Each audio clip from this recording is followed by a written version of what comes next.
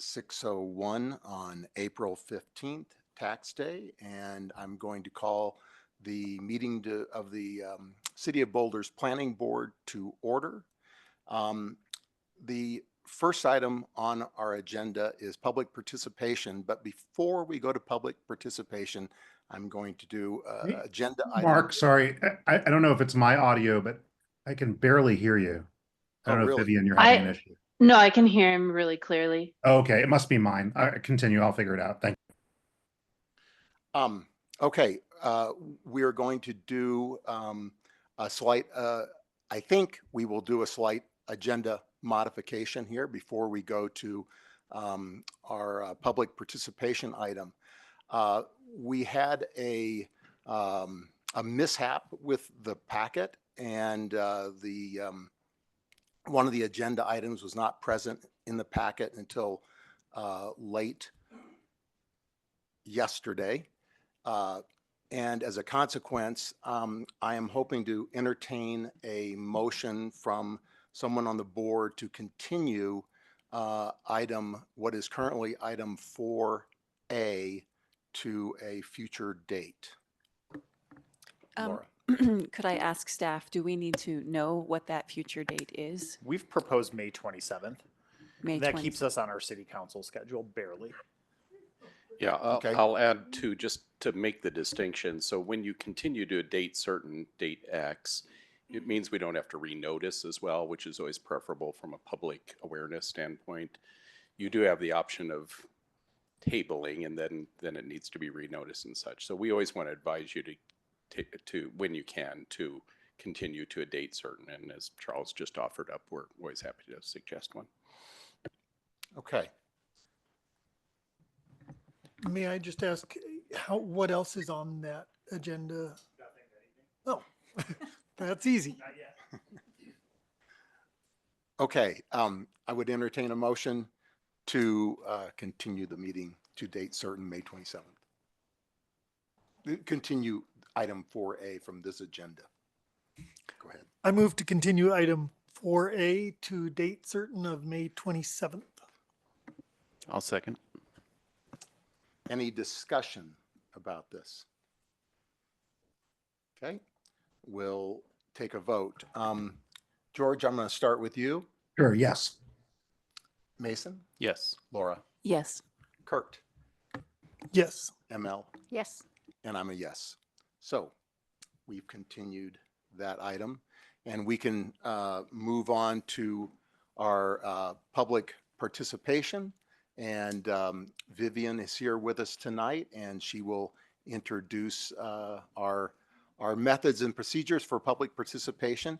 Public participation is for any item that is not on our agenda. So we now have one public hearing item on the agenda, item 4B, and so anyone in the room or online can speak to any item other than that particular item.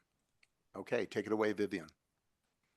Thank you, Chair. Good evening, everybody. I just wanted to quickly check with our council. I think it's Hella tonight, if I should go ahead and read them. I see we don't have any members from the public online. Thomas tells me we don't have members from the public in person either. I don't know if that's changed in the last few minutes. If I could get some guidance, I don't mind reading them. Do the rules of decorum that you read merely pertain to speaking during a public hearing or to the entire meeting? They speak to, they're geared towards the public. Go to the next slide.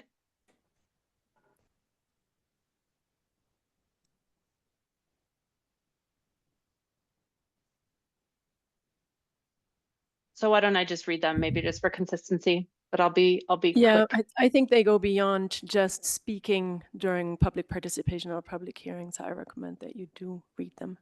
Okay, great, thank you. So thank you. I'll just go through these. City has engaged with community members to co-create a vision for productive, meaningful, and inclusive civic conversations.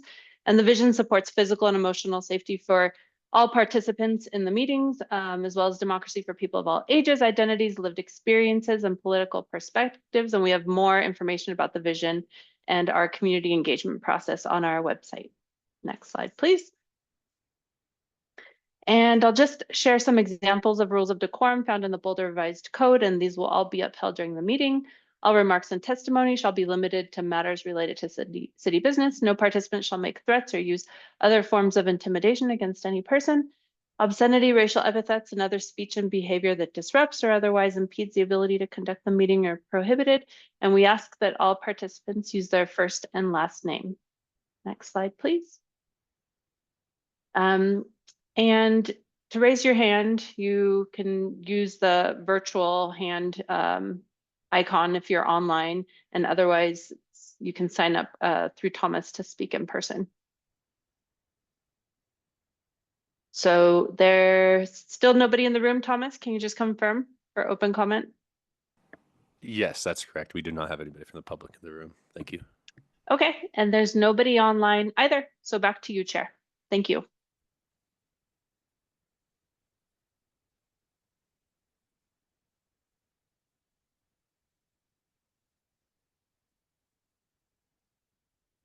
I'm not hearing you. Are you, George?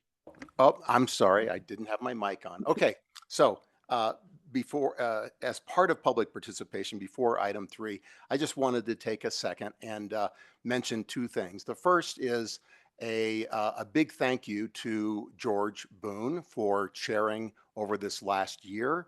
George did Thank you. Thanks, everyone. a great job through a number of meetings that were difficult and challenging, and George, you managed those deftly. So a lot of appreciation for the work you did over the last year. So thank you. The one other item, and it's a small item, I just wanted to mention for those that don't get the camera or anything, the passing of a former staff member, former Director of Housing and Human Services in the City of Boulder, Susan Purdy, passed last month. And she essentially had what Kurt Fernhaber's position is now. And this was before the days of even BHP, when the city's housing authority was more directly affiliated with the city. And a number of lower income affordable housing projects that have come across to us for modification or whatever were built under that era in the early 80s. And her involvement precipitated my involvement in city housing policies and so forth by she appointed me as the student representative when I was attending CU to the Citizens Committee for Housing and Community Development, which was a big working group of a very diverse working group in the city of Boulder that administered Reagan era block grants, and we decided how those funds would be administered, and many of them went to either the building or the maintaining or improvement of affordable housing projects. So anyway, that was back in the early 80s. But anyway, she was a great person and an exemplary of a great City of Boulder staffer. So just a note there.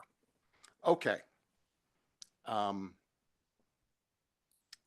We will go on to item 3, dispositions and call-ups and continuations. Item 3A is a possible call-up item. Hella, so I do read this. Do I read the full title?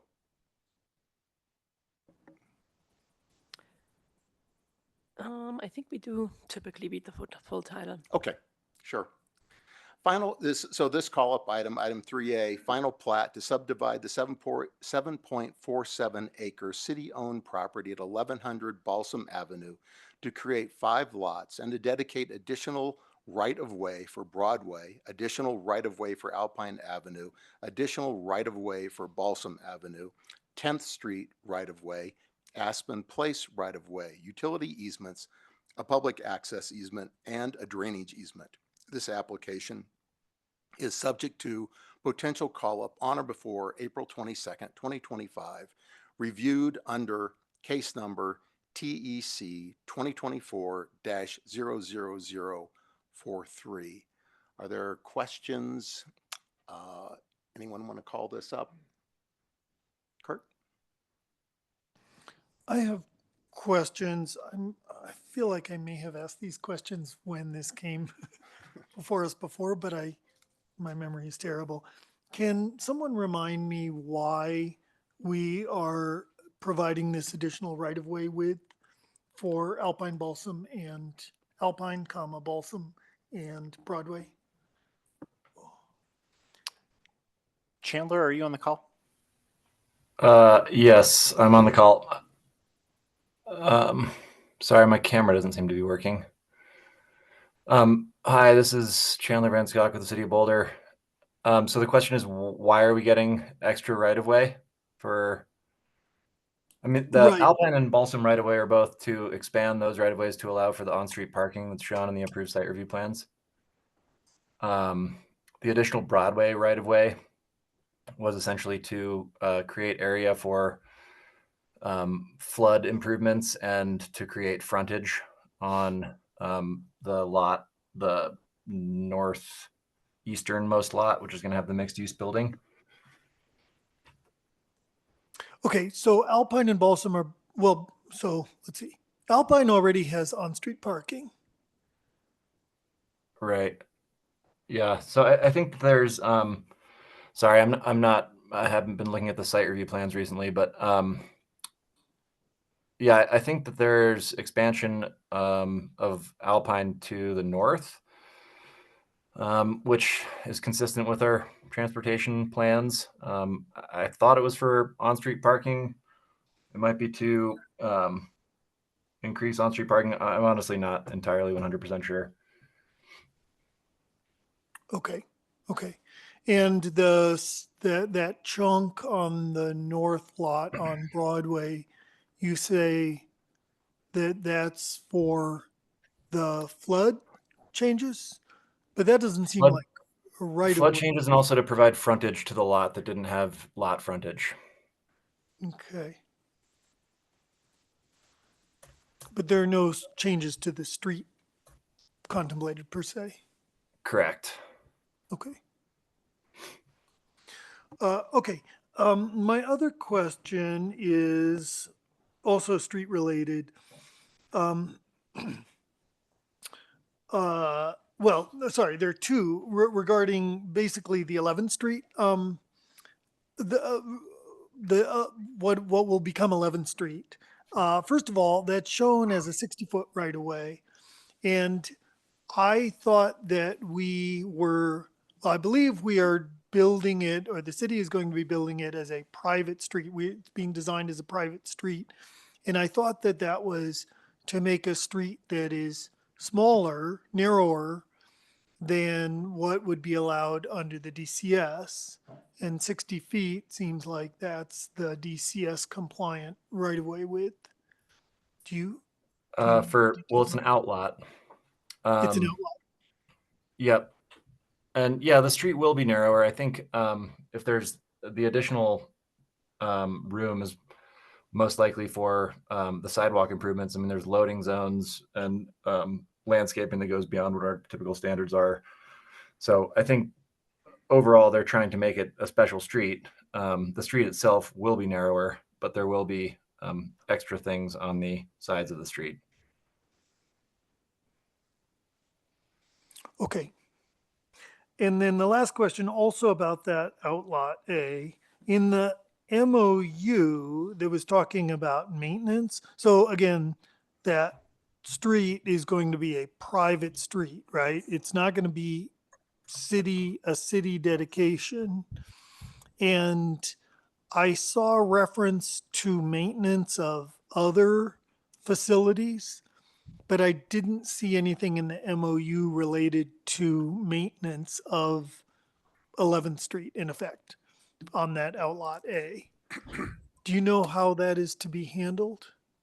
It should be in there. We spent a lot of time talking about it. Hella, I don't know if you actually want to jump in here. Yeah, it might be referenced in the outlaw table on the plat itself as city owned and maintained, but the intent is for the city to maintain that. Okay. And so what if at some time in the future, plans change and the city decides to sell this property? What would happen? What would happen with the maintenance? Would the city then still be responsible for the maintenance? Or would that go to the new property owner? I'm just, And are you, when you say this property, are you referring to the outlot? well, that's a good question. Yeah, I mean, presumably the outlot would not be sold. The outlot, I assume, would go with the other lots if the entire package were to be sold, for instance. Yeah, the way it's set up is that it remain in city as city property, and there would have to be an amendment of the plat because it designates it for city purposes, and the outlot itself is not really a developable lot with like a use other than city purposes, such as utilities or street purposes that's designated in it. For the other lots, there are, as you mentioned, there are some things that the MOU addresses for maintenance, and it is set up that in a manner that the future property owners of the different lots will be responsible for maintenance of certain things. Okay, but if 100 years from now or whatever, this gets sold, there would be the opportunity then to modify the MOU to either like transfer the maintenance responsibility or somehow clarify what happens with that, the maintenance responsibility of that outlot. Of the outlot? Yeah. Yeah, I guess it would require a subdivision process because it's a city function, a regulatory city function similar to a street that's designated in the approval documents this way, and not just something for private parties, but a regulatory element under the code. Okay. All right. I just wanted to verify that it was something that had been thought about, and it sounds like the answer is yes. And so, yeah, I it's trust been you guys. extensively thought about. Okay. Great. Okay. Thank you. George? Oh. Yeah, you're muted still. Sorry, I just had a quick question, more procedural than anything else, because I don't live too far away from here, and this site is clearly very fully under construction. So I see the drainage way already being built, and so my question is, if this is available for call up and there's all this work already happening, I don't really understand. We don't even have a choice, right? I mean, there's no, it's going. Not so they were able to get some grading permits and other site work permits prior to the subdivision happening related to the flood improvements, but they can't actually get building permits for any of the structures unless this is approved. Got it.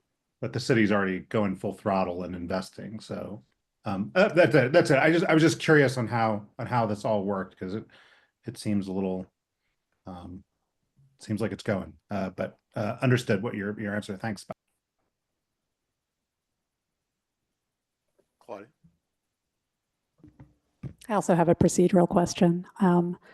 Am I correct to assume that all of the lots slated for housing development here are going to be transferred to BHP or other private developers? And if so, when does that actually happen in the process of development?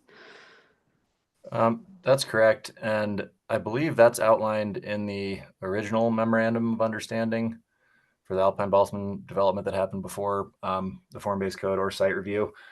I think there are timeframes following subdivision. I do not have those memorized, but I know that BHP is hoping to purchase those lots and start development as quickly as possible. Okay. More generally, what is the official process for the city divesting publicly owned parcels? So if there were to be transfers in the future under these MOUs? What would that process look like? I do not know. I would have to defer to Hella if she knows that process. Yeah, any conveyance of city land requires council approval. And I don't know if that's already happened through that MOU or if there would be a separate approval. It may already be approved through what was done in the past. Okay, thank you. That's just for my learning. Any other questions on this item 3A? Okay, seeing none, seeing no desire to call it up, we'll move on to item 3B. Call up item final plat to subdivide the 1.36 acre city-owned property generally located at 2655 Broadway, 1136 Alpine Avenue, and 1135 North Street to create 2 lots and dedicate additional alley right-of-way and several drainage easements. This application is subject to a potential call-up on or before April 22nd, 2025, reviewed under case number TEC 2024-00058. Questions, comments, or desire to call it up?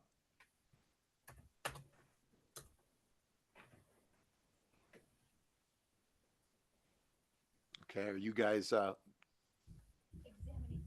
okay? Okay.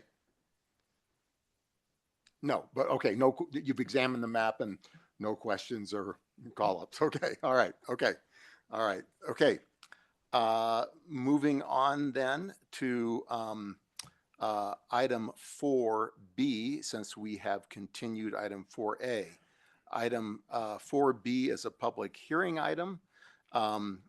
The item is public hearing and recommendation to City Council regarding proposed ordinance 8695, amending Chapter 10-8.5 Wildland Code, BRC 1981, to adopt by reference the 2024 edition of the International Wildland Urban Interface Code of the International Code Council, with certain amendments and setting forth related details and recommendation to City Council regarding proposed updates to the city's wildland urban interface area to which the Wildland Code applies. So just for everyone who's not online or not in the room, we'll hear from staff, give us a presentation, which will be, just so everyone knows, going to be a little longer tonight because this is a big and complex topic. So staff's presentation is going to run up to and around 30 minutes, which is longer than normal. We'll follow that with clarifying questions, or open it up for public hearing, and then the board will deliberate and make our recommendations. So thank you, staff, and take it away. Thank you, Chair.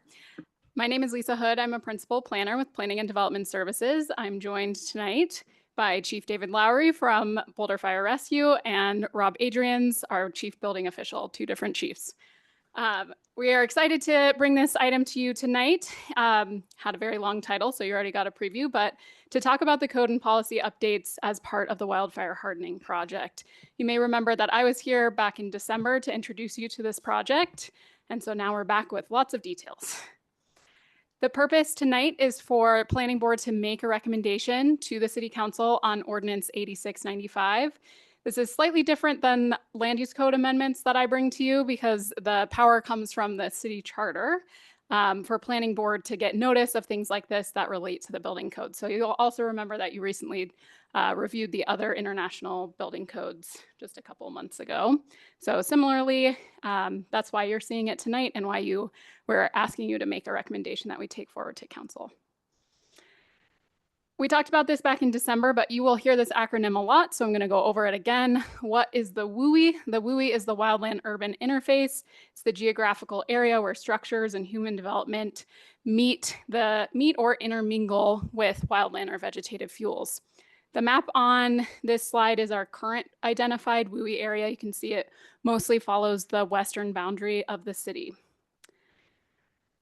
Like I said, this is all a part of our larger wildfire hardening project schedule or project. So this is the schedule for the project. It was identified by City Council as one of their 2024-2025 council priorities to work on wildfire hardening code and policy updates.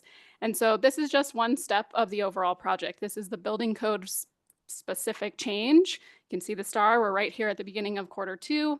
This is the first step. We'll also have a check-in with council this summer, and then we'll have additional changes that come along with the WaterWise landscaping project early in the fall. If that's not complicated enough, we also have a state process that's going on. The state a couple years ago passed a bill to establish this wildfire resiliency code board. And so the state is developing a statewide model code that jurisdictions have to adopt, kind of like a minimum code. The codes that we already have are very similar to what those would be. So it's not a lot that we have to do to comply with the state, but just for you to be aware that there's this other process kind of happening simultaneously. I'm going to talk a bit about the policy background for the project and some of our current efforts related to wildfire mitigation, but the star of the show is going to be Chief Lowry, who will go into lots of details about the actual code changes. So even though it's a council priority for these last 2 years, it's been a city priority for more than 30 years to work on wildfire mitigation. So I'll walk you through the timeline. Back in 1991 was when we first formed the Wildland Fire Division. In 1994 was when the city passed the ordinance prohibiting wood roofs. We hired our first seasonal wildfire crews in 1998. Our first community wildfire protection plan was adopted back in 2007. Those seasonal wildfire crews became permanent specialists in 2012. And then related to what you're seeing tonight, the city adopted the first version of our first version of the International WUI Code back in 2014. That was the 2012 version. 2016, we opened Fire Station 8, and then we updated that International WUI Code back in 2020, adopting the 2018 version of the International Code, which is what's currently in place. We also updated the city's Community Wildfire Protection Plan last year, and so that's guiding a lot of this work as well. There is significant policy framework for this project as well, from our strategic plan to our sustainability, equity, and resilience framework, and even policies in the Boulder Valley Comprehensive Plan. But specifically, that Community Wildfire Protection Plan that was adopted last year recommended an implementation strategy where we would look at our building codes and make sure that we are incorporating effective wildfire-resistant construction practices. So that's what's really led to this project. It's dramatic. Also, just to put this project in perspective, this is nationwide. This is a graphic from a nationwide learning network related to fire adapted communities. But there are a number of different programs and efforts that a community goes through to adapt to wildfire. And you'll see that regulations, policies, and plans, codes, and ordinances is just one piece of the overall very multifaceted approach that is needed to really adapt a community to the wildfire threat. And so when we're talking about this project, it's one piece of a larger puzzle. There's a lot of work that's going on at the city in all of these different areas, which I'll talk about as well, but just wanted to highlight that as well. So seeing this in the context of the city of Boulder, pretty much in every department, every single day, someone is working on wildfire risk mitigation. This is just a sample of some of the projects that all of the different departments are working on to mitigate fire risk. We also have a number of key partnerships, both internally and externally. And then when we think about the kind of key elements of wildfire mitigation that the city is focused on, it really boils down to regulations, education and incentives, plans and policies, and programs and operations. So all of these together combined, kind of similar to that wheel graphic for our wildfire risk mitigation approach. And the focus for this project is really focused on just the regulations side of it. And specifically tonight, we're talking about that International Wildland Urban Interface Code, which is how our building code affects new construction in the community. Now is my time to pass it to Chief Lowry. All right, well, thank you. Couple of things really do appreciate your time and listening to this. It's an important subject. So I'm gonna kind of start out in a way that we kind of talk about what we have right now, and then we're going to kind of move into changes in the into the new code, and then we'll talk about amendments, right? So I'm going to kind of let you know realistically when we hit those proposed amendments that we're proposing, because I think that's really kind of the important part of us changing the code, remembering that technically, you know, we have the 2018 adopted right now, and prior to the 2018, we had the 2012 adopted, right? So this is not our first go round with this international code, right? We've been using it since, well, almost a little over a decade now, right? So it's not new to us. In that particular 2018 code, you know, we already have we've been doing the home hardening. You can see kind of the list of things, the fire resistant building material, the venting, the screening, the roof coverings. Roof coverings are somewhat easy because you all know we already have a separate ordinance for roofs that was passed in 1994 on that one. So everything else that we have, what will come, and I'll point this out, is most of our amendments that we're proposing for this particular code are going into that more vegetation type management. Most, not all, right? So, so I'll be pointing that out of what it is. And as we kind of go through there, I think it's important to understand kind of the setup of this particular document, right? And again, you see, for those who are here, right, it's not a big code, right? It's a fairly simple written type code that we follow. So chapter 1 and chapter 2 are administrative chapters, right? Just like any international code that we're dealing with. There's really no difference there. Chapter 3 is a very small chapter. There's only 5 sections on it. It takes less than a half a page in this particular code, but it tells us that we need to establish that that interface area of our community, right? It literally directs us saying that we need to identify that, and we're going to talk quite a bit about that, right? And we've got some graphics for that. We have done that. We're proposing some changes to that in this particular area, but that's really all that chapter 3 is. Chapter 4 is really the area, the interface area requirements, basically focusing on emergency access into those areas and water supply. Well, we are an established community. We have all that written already in other of our codes and standards, and the DCS that we have already has a lot of that laid out. So we don't really amend anything in chapter 4 other than referring it to the DCS, in other words, right, of going through there. But when we get to chapter 5 and chapter 6, those are really the meat and potatoes of this particular document, right? Chapter 5 is the ignition resistant construction, or that home hardening that everyone is kind of familiar about, right? And that is kind of a significant. To be quite frank with you guys, we don't really have a ton of amendments to that particular chapter. A few, but not a ton. And then chapter 6 is what's called fire protection, but really think of chapter 6 as that vegetation management planning, or the defensible space, maybe a term that you're familiar with, right? And that kind of wraps that particular up. But I think it's important to understand that when we really start talking and I start rattling off these proposed amendments to you guys, and I'll let you know what chapter they come out of, it's really all focused on that chapter 5 and chapter 6 as we move forward here. As you know, when the International Code Council updates these codes and standards every 3 years, we do every other publication of that particular thing here in the city of Boulder. There are changes that are already made in that particular item. So pointing out, and I kind of stole this from Rob here from when we did the international code adoption, that it's probably good to point out some of the changes that occurred, not that we're proposing amendments to, right? These are just naturally in there. That obviously there were some administrative changes to chapter 1 and chapter 2, the definitions. Nothing really big deal. That's kind of aligning them in the format of the other I-codes. But then the next 4 bullet points that you see there are all really, well, they're all in chapter 5, right? So when we really think about changes that were made, these are in chapter 5. And quite frankly, if you're asking me, I don't know if you are, but if you were, I'd say these really aren't that significant, to be quite frank with you, right?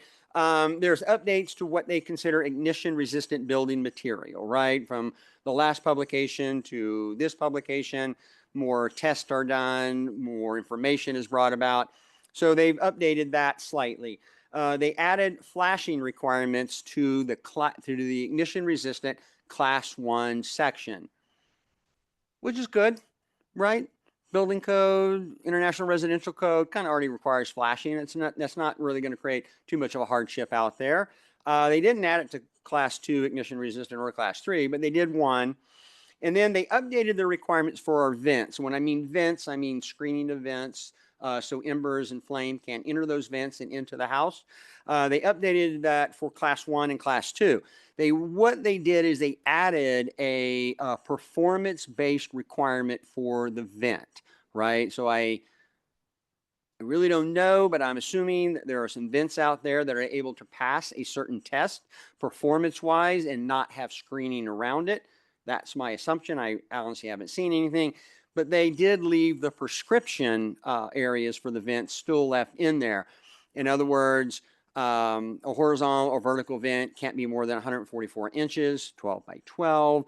And that vent needs to have 1/8 inch screening, metal, resistant to embers and flames, right?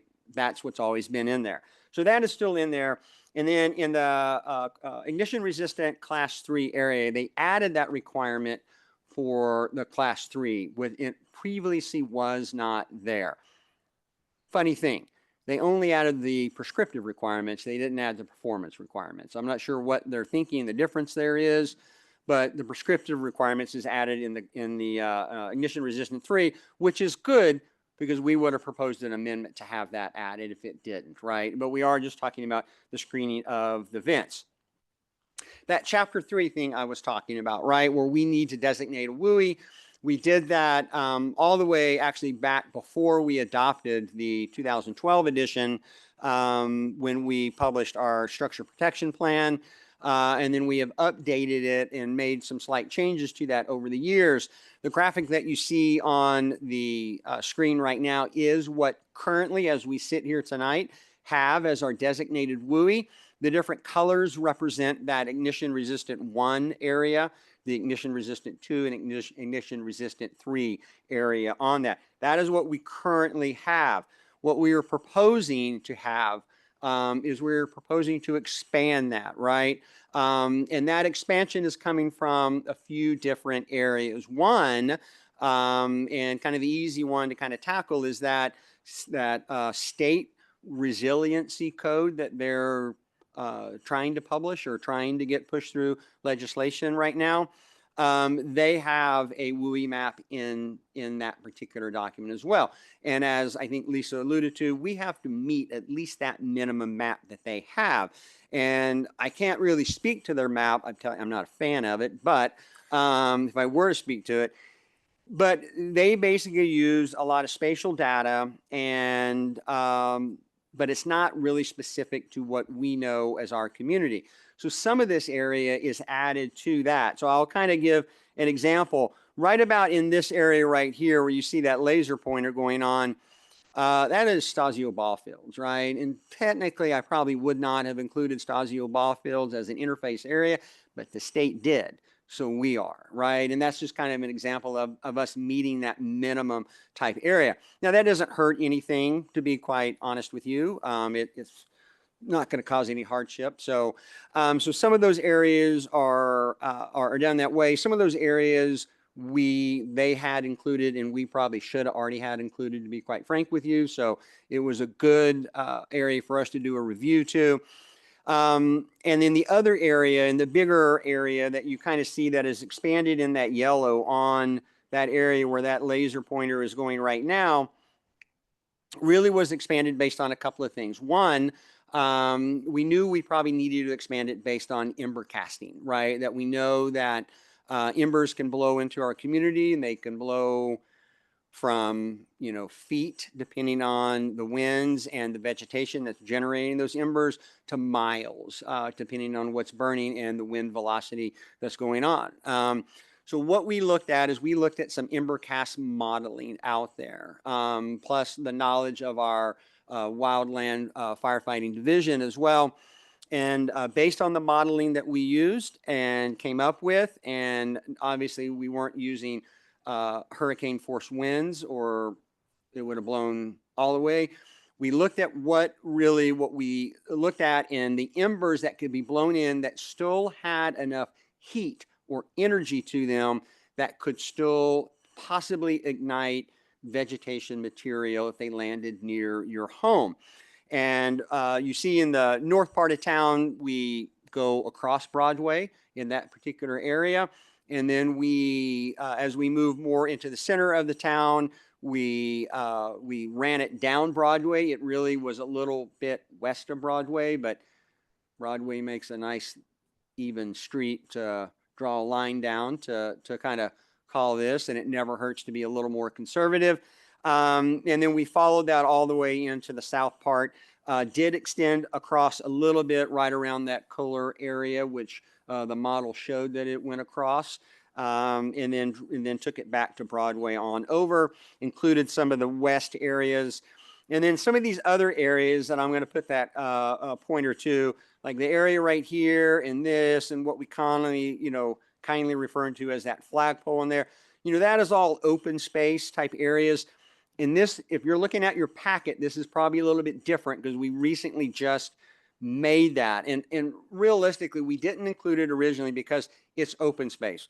We're not building homes on open space. This code technically wouldn't apply to anything on that open space. However, it was brought up to us that, well, open space does have restrooms at some of the trailheads, right? And if they were to need to redo those bathrooms, they would need to meet this particular code, right? I don't think anyone was going to fight us on that. And the more we looked at it, the more it kind of looked funny having the areas outlined as City of Boulder and not having it shown as interface that we did. So we added that particular area. We also added, like right in here, that big long area right there, that's NIST. That's federal government land, a little bit right in there. And then that kind of that lighter color is the NCAR particular area. We don't have any authority on that particular land, but yet it still falls within the City of Boulder. And we're still going to, just for sake, label it as interface, right, on that particular area. So it just really kind of made the map look a little cleaner and a little more filled out, to be quite honest with you. I think it should be noted that earlier before that, in that earlier map right here, that we had about, and I'm approximating about 4,600 parcels that we were looking at as interface. When we add this new particular map, it does it right pretty close to 1,600 parcels. That's quite a jump, to be quite honest with you. But I do want to point out the color, and that is that yellow color, and that is that ignition resistant 3 color. So that leads me to this particular slide right here, right? And so what does that mean? When I talked about that ignition resistant 1, 2, and 3, these are the requirements that a building from Chapter 5 would have to be built to on that particular area that you can see on that left-hand side, the requirements for that particular area, like the very top one, roofs all have to be a non-combustible roof. If you're within that WUI, that counts for ignition resistant 1, 2, or 3, as you can see across that board. And then you can kind of look down and see, well, ignition resistant 1 is very stringent. Ignition resistant 2, well, it's pretty stringent too, to be quite frank with you. There's really not a lot of different, but you see a dramatic drop off in that ignition resistant 3. There's not a lot of home hardening in ignition resistant 3 particular area. It's more of those smaller items like the gutters and the vents. The roof is included, but since we already have that ordinance since 1994, that's not really much of an issue for us, right? We have a couple of things that we have local labeled as local amendment. I'm going to get to those, right, in their own individual slides here coming up.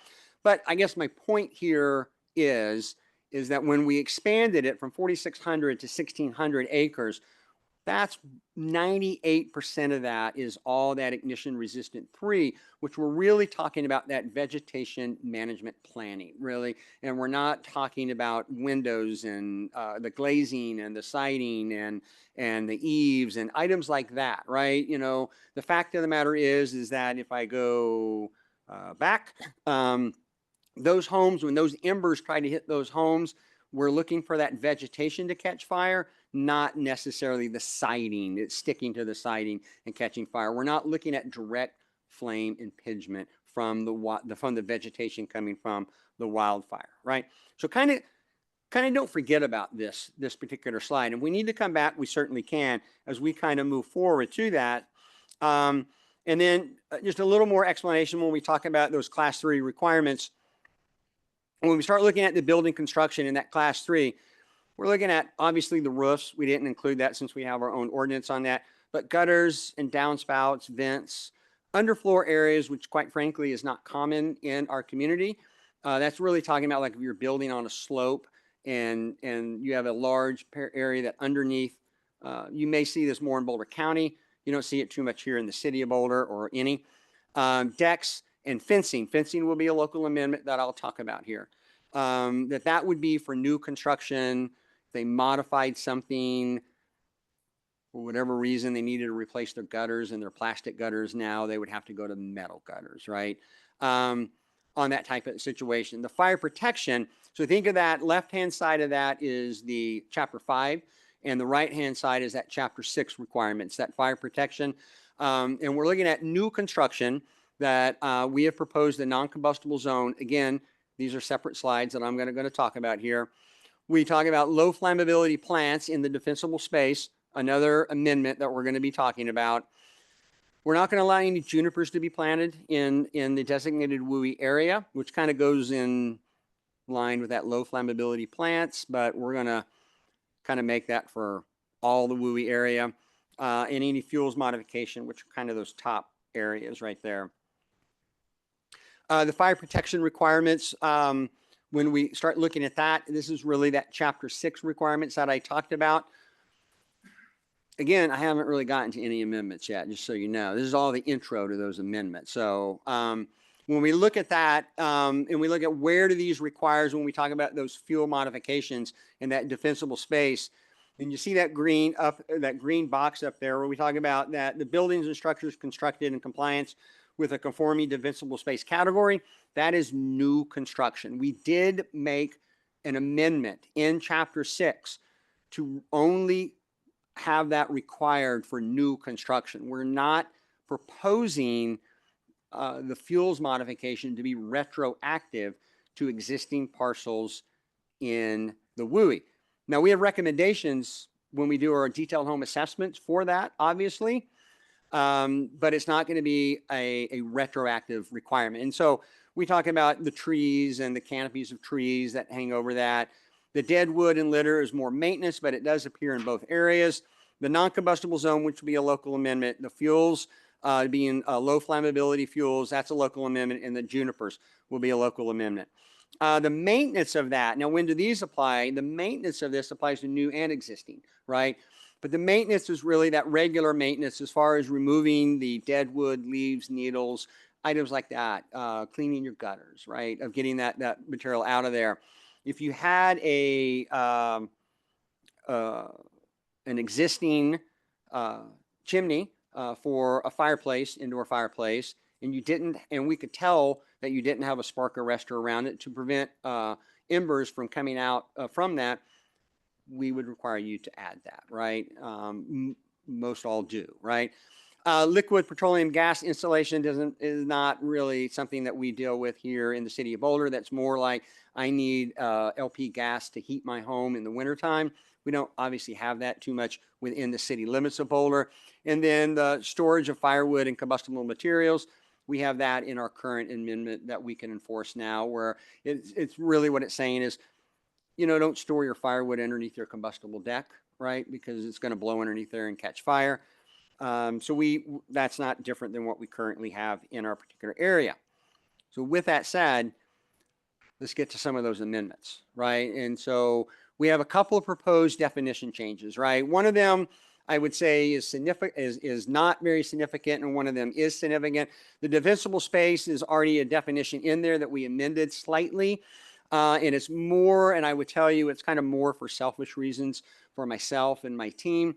If you look at exactly what's written in there, it talks about that we need this defensible space for suppression efforts. If you just read it word for word, and quite honestly, when we talk to our community and we're doing the detailed home assessments out there, we're really talking about defensible space in the term that we want to change that fire behavior, right? We want to make a difference in how that fire is reacting when it comes in contact with your parcel or your property.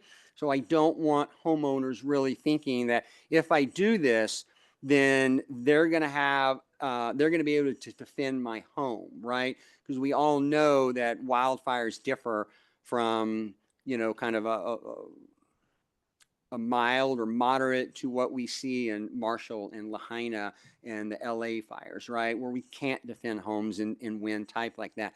So we want to give the homeowners a realistic point of view of what we're asking them to do, that when that fire enters there, you can make a difference if you make some of these changes in how that fire is going to react before it approaches your house. It's more of a community approach of where we have suppression efforts, we have mitigation efforts, right? So that's kind of what we want to do. All in all, I don't think anyone would notice that change, to be quite honest with you, but it means something to us. The non-combustible zone is a significant change that we're looking at. It's not a term that's currently in the WUI code that we have written in. So we've added this based on an amendment that we're going to talk about in Chapter 6. We use the term, we need to define the term. And that term is saying that a non-combustible zone is a 5-foot area around building and other structures having no combustible material or vegetation, right? So we're literally, and I have some pictures when we get back there of what we're really talking about that. So that's in Chapter 2. We don't do anything in Chapter 3, right? It tells us to define a WUI. We talked about that WUI and our changes to it. All the changes in Chapter 4 are basically we refer to our design and construction standard based on our water and our access that we already have written in there. And all those are acceptable. When we start getting into Chapter 5, that ignition resistant building construction type material, in our current area, we have an amendment in the decking area. And really what we do is we require what Boulder County requires. Is kind of the simple way of saying it, right? Quite frankly, there's a section written in there that has some materials listed that we can't find. I mean, it must be produced somewhere, but none of us can find it. And that's the reason Boulder County changed it when they adopted it back in 2018. And I think they actually did it in the 2012 as well. And then when we adopted the 2018, we came in line with what Boulder County requires as far as decking material. And so we're trying to stay in with that. And we've added one slight change that you can't use 2-bys, right? Basically. Not really significant. And you kind of see what we're talking about. We're talking about the actual framing type material when we talk about that ignition resistant material, as well as that surface of that decking material. Now, an amendment that we did make is in our Class 3, doesn't have anything about decking. And so we did add an area that says that the surface decking material, the actual decking that we walk on, needs to be that ignition resistant materials, right? And that's all going and saying that we've expanded this WUI based on the fact that we now have ran ember models showing where embers could land that have enough energy that could start fire. Where they're going to land on a flat combustible surface, we probably ought to have that a non-combustible material. Again, new construction, right? Not retroactive, right? So we're on that Class 3 here, that second bullet point. We're talking about this area right here.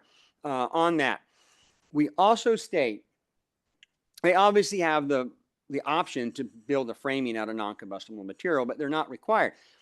We're trying to look at the cost, right, of this type of material as well, and that framing and that non-combustible framing, the cost really adds up. The other factor that when Rob and I were discussing this is the whole thing is that, you know, don't quote us on this, but we're like pretty much 95% of all the decks that are pulled permit have a composite type decking that more than most likely meets that ignition resistant construction material, right? Not all of it does, but a lot of it does. And so we're looking at like this picture right here that pointer is, that is a non-combustible type planking that they've put on that particular one. It obviously comes from the webpage on that. These come from pictures that we have taken here in town. We also added that, listen, you can still build your framing out of combustible material, but if it is up off the ground in an area, we need you to cover that or enclose that or screen it, right? And so this particular is a nice picture of the decking that was put in, that they put a board in front of, whether intentionally for my picture or not. I can't really speak to that. But it won't allow embers to blow underneath that. And obviously it won't allow leaves and debris and pine needles that ember could blow into and catch fire. This particular is a gentleman that works for Boulder Fire Rescue. It's obviously a combustible deck. It's existing, but he has added that screening along that particular area right there, added that screening to protect so no embers can blow underneath that particular area, right? So that's what we're adding, kind of to emphasize that just a little bit more, that, you know, we are trying to make these decisions on research and science. It's being published out there. This is done by IBHS, the Insurance Institute for Building and Home Safety out there. It's an organization that does all this research and probably be a really fun company to work for, because they build these homes and these decks and appendages, and then they have these big fans that they dump a whole bunch of flaming material in and make ember storms happen, right? And they blow them against these homes and items like that, and see what works and what doesn't work on this, right? And so on this particular one, they have a combustible deck over on this side here, not screened in, not a 5-foot non-combustible zone on there, and it seemed to have caught fire. This particular side of the house, the embers, you know, were blown against both sides. They have a non-combustible deck. They did screen it in. They did add a 5-foot non-combustible zone around that deck, and it's, you know, didn't affect it at all on that particular one. So I don't, you know, I guess my point is, it's not just because it is kind of a cool picture, but it is kind of one of those deals that, hey, you know, there is a lot of research going on about this, and this is the information that we're getting back of what's working in these areas and what's not working in these areas. So we're trying to make our decisions about this in an educated type manner.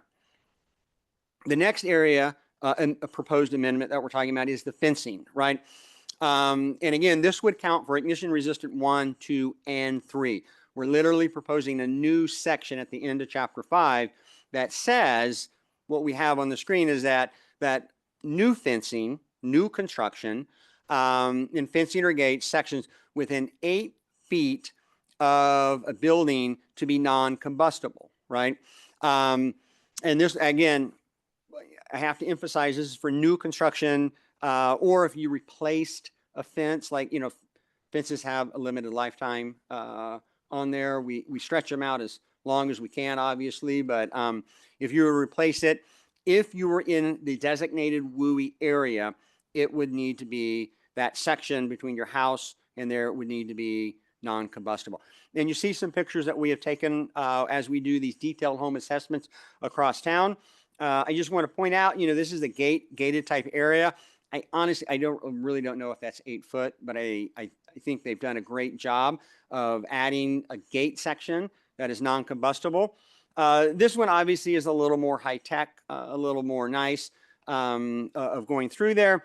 And this one is another more economical type section of a fence. Now, listen, chain link would count, right? And if you Google, you know, non-combustible fencing or fencing complying with WUI standards, there's a lot more companies coming out that are meeting this requirement as far as decorative type fencing.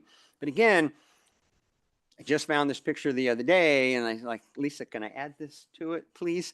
But this really emphasizes the point. If you guys remember back in, I believe it was 2012 or the beginning of 2013, the Waldo Canyon fire down in Colorado Springs, right? So a lot of the big research from the organizations like IBHS and NIST who looked at that Waldo Canyon fire and that conflagration that occurred was the fencing, right? That the fencing caught fire and it literally acted as a fuse from it being on fire, it burning and then burning next and onto the house. And I think this picture shows it. This is from Balch Springs, Texas, a grass fire down there. Balch Springs is a suburb of Dallas, almost said Denver, of Dallas down there. It's like not in the middle of it, but it is. It's not like in the rural part.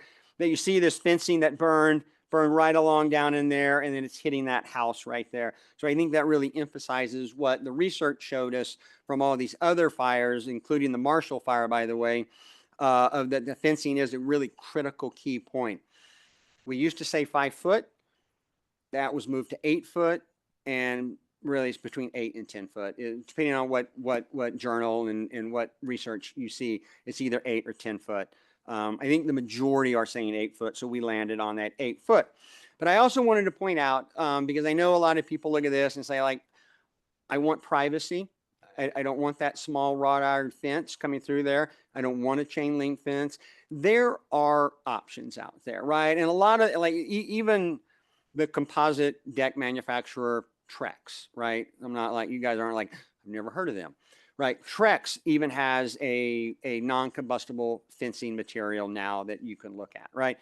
But this particular homeowner here went with metal, right? And there is an aluminum fence company out there that makes stuff, but they did a really nice job here. I have to tell you, is that this area is literally the wood planks that they had on their fencing, and they switched over and they added metal to this. Now, in full disclosure, that post that you see right back there, that's still wood, right? They didn't change that out, but I do think they're really out of the box thinking of that. And this particular one is fiber cement board, right?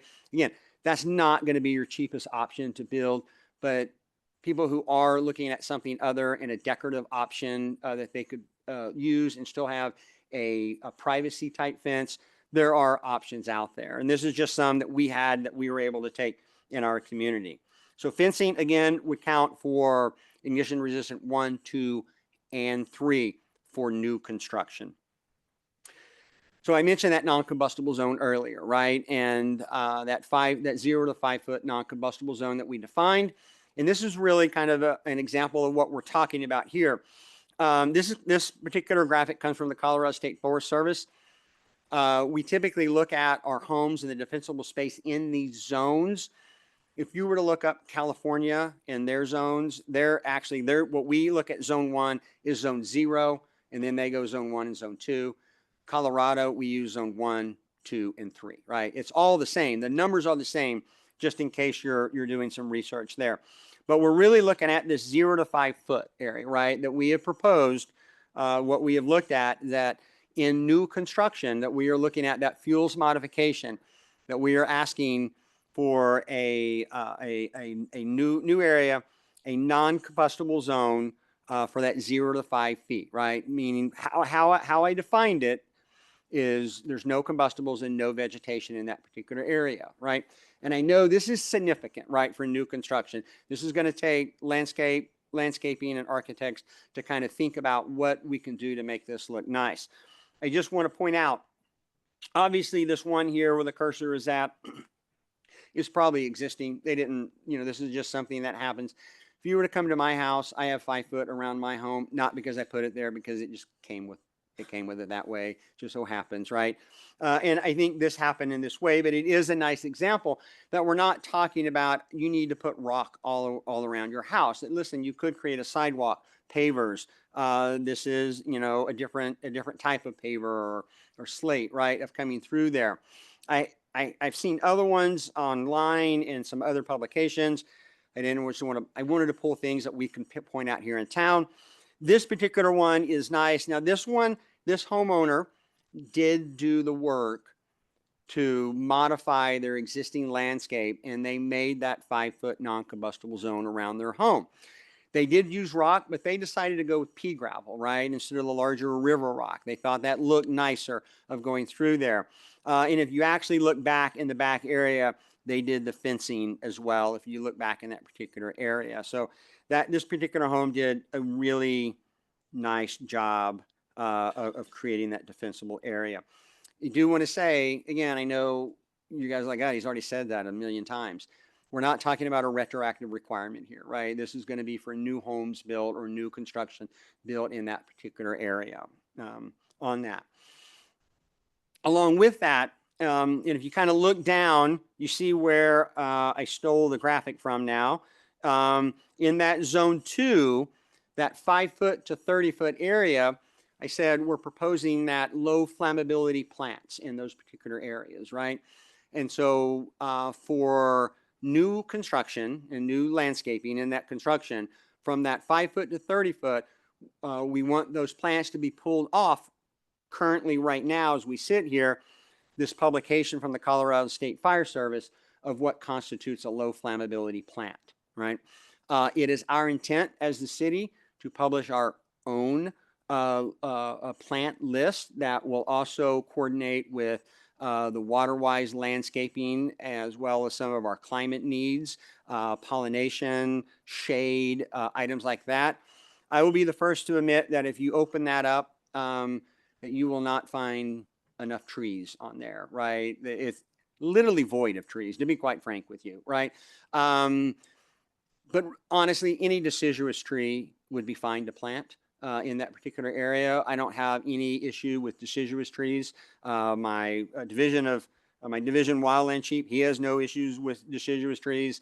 I think if you look at some of the research coming out on the LA fires, deciduous trees held up great. They actually helped somewhat.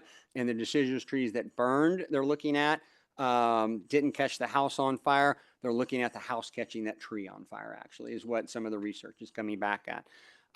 So we do plan on adding some of that and meeting our WaterWise requirements, and that will come later in the year, like Lisa had talked about. And that obviously counts for no junipers in that particular area. However, we did add a section that talks about that no juniper species will be planted within the WUI, right? So that plant list that you see right there is from 5 to 30 feet. And if you can look at the graphic close enough, and I know we have it kind of small here, I guess I could go back, right? Oh, I skipped it. If you look at that graphic closely, you see that there are no like evergreens or conifers planted within this particular area, but you do see them in that between that 30 foot and 100 foot, or is that in that zone 3 area. So we're not prohibiting conifer trees to be planted in that area. We would prevent junipers to be planted in that area, right? That's what we're trying to really avoid, is that particular species. Now, granted, there's not the parcels that exceed 30 feet are not the most prevalent in our community, right? We understand that. There's a few out there. So we're not looking at that and saying that that counts for everything. So that's confusing, right? I mean, so we created, not we, Lisa and her team actually created some additional slides here to talk about. Now, when we talk about non-combustible decking, that's ignition resistant 1, 2, and 3 that has those requirements. The ignition resistant 3, we've modified a little bit to only say the top has to be non-combustible, not necessarily the framing. Look at the economics in that particular area. When we start looking at the non-combustible siding and glazing and some of those more expensive, higher type ignition resistant materials that come out of Chapter 5, that's really only an ignition resistant 1 area and ignition resistant 2 area, kind of highlighting what that may be. Obviously, vents and gutters and all that still included in that particular area. When we start looking at combining some of that, when we start looking at adding in that Chapter 6 requirements, right? Getting that vegetation or that fire protection plan in. Ignition resistant 1 and 2 obviously also includes that non-combustible zone and those low flammability plants. And then when we get into the ignition resistant 3, you just kind of take out all that home hardening type area, and it includes the non-combustible zone, low flammability plants, and I think I missed fencing is in all 3 of those as well, right? Those that fencing would be for all new construction in all 3 of those areas.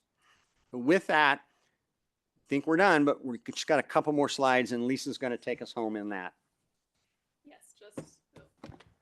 Yep, just a few. I just want to give you kind of the context of where we are in the process. So you all are seeing this ordinance before you tonight. We are actually going to City Council for first reading on Thursday. So they'll see the same ordinance that you all saw in your packet. Then the second reading is in about a month. So it'll be May 15th. That's where we'll have the public hearing for City Council. There's lots of opportunities for people in the public to participate. We have a Be Heard Boulder page. They can attend our meetings. We're also setting up some office hours to answer questions. And we do plan to send a mailer with general wildfire information as well as an announcement of these changes to all the properties that are within the proposed WUI area in the next few weeks. Like I said, this is just the first step in the project. And so this is the focus on building code. The land use code focus will come later in the year. So we'll check in with council in July and then shoot for adoption in September and October. Like I said, there's so many other things that the city is working on beyond just the code and regulations. So I wanted to highlight the detailed home assessment program. Chief Lowry mentioned it. But that's the great education and incentive side of things. And so these numbers probably are out of date by now, but since the program started in November of 2023, they've done 519 detailed home assessments. That's when they go out to the property and identify the issues that might be on that property that would increase wildfire risk. So I think it's been very well received by the folks that have done them. They've got lots of signups after the LA fires. So there's a lot of work being done on those detailed home assessments, kind of pairing all of those different facets of wildfire risk mitigation. We also have our Wildfire Resilience Assistance Program, which gives grants to help people complete some of those improvements. And so both of those are kind of recent additions to the city's toolbox to battle wildfire risk. We have a suggested motion for you tonight. I just want to highlight there's kind of 2 different sections because there's the recommendation related to the ordinance and then the recommendation specifically to the map. And so just highlighting that, and we're happy to take any questions. Thanks. Great. Thank you both. Great presentation. Very thorough. Now we go to questions from the board. And who's got some? Mason? Oh, okay. I was looking left. We're going to start there. Sure thing. So you iterated on a number of occasions that this is for new builds, but you also iterated that like the replacement of a fence would trigger this. I assume that there are some kind of triggers with remodels, etc. What are those? Yeah, so it'd be like any other building code type thing. So let's say you were placing a deck and you were in the IR1 zone, then the deck itself would need to be brought into compliance with the IR1 requirements. Nothing else would be required. It's not like replacing the deck would trigger you to replace the fence. Same if you were replacing the fence, and Dave kind of alluded to this, then yes, the deck would need to be the fence would need to be upgraded, but you wouldn't have to fix the deck, for example. So it would only be the components that you're actually working on that would be needed to be brought into compliance with the Chapter 5 requirements. If it helps, it's the transparent, like if you look at the graphic, the transparent stuff on these, you don't have to update. So if you're trying to redo your deck, you would just have to do the deck replacement and not the landscaping and other things. Does that help? Yeah, for sure. I was wondering how this interacts with landmark buildings or landmarking, assuming they trigger, you know. Yeah, I can take that. So once again, it would only apply in new construction. Now, if there was a conflict with historic preservation requirements, we can work closely with historic preservation to work around that. But typically, most of the time, for example, if you have, say, a specific wood siding that you need to replace and you're on a listed landmark property, you can actually special order fire retardant treated wood siding. So that's an option. You can also do things like put gypsum board underneath the siding and use combustible siding. So it's not really a huge barrier to historic preservation. Some of the compromises we've already discussed amongst ourselves and with historic preservation folks would be like, KS1 really wanted to, and they came to us, and we wouldn't necessarily make them replace all the siding, or allow them to replace all the siding, I should say, but we might allow them to replace 6 inches of siding around the base of the building, which is a pretty significant impact in reducing the hazard for that historic structure without changing the character of it. Right, and I may just add to that a little bit. You know, we have had this conversation. It's not the first time the question has been asked. Some of our public meeting, I think it was asked as well. You know, keep in mind that you know, historic preservation has a vested interest in maintaining that home, and you know, they don't want to see it burning down as well. So, you know, they want to kind of harden that home and try to see it in compliance. But there are options that we have out there to make it work when that does occur. I think one of the question was about the fencing, but you know, you don't see a lot of wood fencing on historic homes. You see a lot of wrought iron fencing on those types of homes. So, you know, we don't really foresee that being a major hurdle for us to overcome. Great. Are there any mobile home parks in the WUI, and how would this impact them? There are. Most notable, Ponderosa, right? And last year we actually worked with Ponderosa on getting them grant money and getting some work done in that particular mobile home park. When we look at the WUI map, again, we don't really have to go there, but we have included the meadows in IR3, the 19th and Violent area, right? Not only because we think the embers can hit in that particular area, but you know, before we had it was me, kind of forgot about the eastern part of the meadows and what's directly across on Highway 36, right? And if we don't often have fires blowing east to west, but if we did, that would obviously, they're right there in the bullseye of something coming across that particular area. So we have included that. And again, it is really tough to home harden a mobile home, but they do have DEX appendages that fall into that area. They have vegetation management planning of coming into there. So that particular one is, I had included the one at 30th in Valmont. I can't remember the name. I apologize. I always think I'm going to get it wrong. So the one at 30th in Valmont, I had already included a little bit of that area before we expanded it. We may look at some other stuff. We have another model that talks about the vulnerability of our city that we just wrapped up with a professor from Colorado State University. And that shows some vulnerability in our other, some of our other mobile home parks. So we're looking at that pretty closely.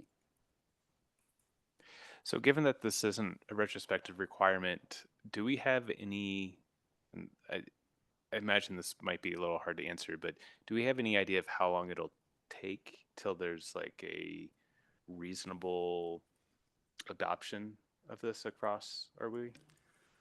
That is a good question. Are you talking about like with the work that we're doing and everything, how that makes, when we can see, like if we had a fire, you know, the impact that we can see some of the result? That's a really good question. I'm going to give you an answer. Long time. So here's the situation that we're in, right? I mean, the city of Boulder. So I think, well, before I get to that, I mean, like Lisa did some research, and I think, you know, from the time we adopted the 2012 edition, which was in 2014, right after the floods, by the way, till now, there were approximately 900 building permits issued within what we identified as our current WUI area, right? And so think about 900 out of 4,600 parcels as we kind of look at that, right? And I would tell you that, you know, if you were doing some research in the industry, most notably the IBHS Institute out there, they're looking at and saying that really to make a difference for a neighborhood, and they're looking at neighborhood, not community, but for a neighborhood, about 70% of those homes need to have that mitigation and some hardening done on it. So if we look at it in that, we have a ways to go. But the issue that we have here in Boulder is that we're not building neighborhoods, right? I mean, we're replacing home by home gradually over the stretch of this area, right? You know, pretty much every home is a custom home these days, right? Here, we're not Erie or Superior that are building these neighborhoods. So it's going to take quite a bit of while. And then, you know, we just expanded the WUI to 16,000 parcels to try to get to 70%. I'm not sure when we'd be able to hit that, but we can make differences, right? We can look at this model that we have coming up that really shows these vulnerable type areas. And we can look at that in the sense of do we need to target these most vulnerable areas, right? So if we do have it, we can maybe, again, that defensible space, change the way that fire reacts and moves and add that area that we have a better suppression chance in that. So that's kind of our intent and some of our targets to it. But yeah, it's tough for existing community to look at it in that manner. Yeah, if I can just add to Dave's comments really quickly and not to get ahead of the board's discussion or try Who to. are you? I'm sorry, I'm Brad Mueller, Director of Planning and Development Services. Thanks, it's getting a little late. I'm usually so good about that too. So I don't want to get ahead of your discussion or anticipate questions too much, but I'll just real briefly say that the council, when we brought this as a study session in December, had a brief discussion about retroactive code enforcement, those types of things, and made a definitive vote to not do so. We can give you the background of the challenges of doing that and the policy direction behind that, as well as give the context of this being a part of a building codes being for new construction. So I just want to provide that context again, not wanting to over anticipate what your question might have been about. Nope. So thanks. Just curious. Yeah, I'm sorry. I know you like data. So we have been looking at the 16,000 properties that would be in the new WUI area and how many building permits we've had over the last 10 years. Obviously, changes based on lots of things. But we're trying to figure out what the average number of building permits has been. It's hard to sort through all that data of which ones of those are new construction, which ones are just decks. So we're in the process of that to try to anticipate how many permits are we going to see per year that would be brought into compliance with these new rules. So we'll have that data soon. And then I also just wanted to emphasize, I think I've said it many times, that this is only one part of the approach. And so this is almost every community only applies building permit requirements like this to new construction, but you have to pair it with education and incentives and programs and operations. And so it's a really important part of the whole, but it is just one part. Great.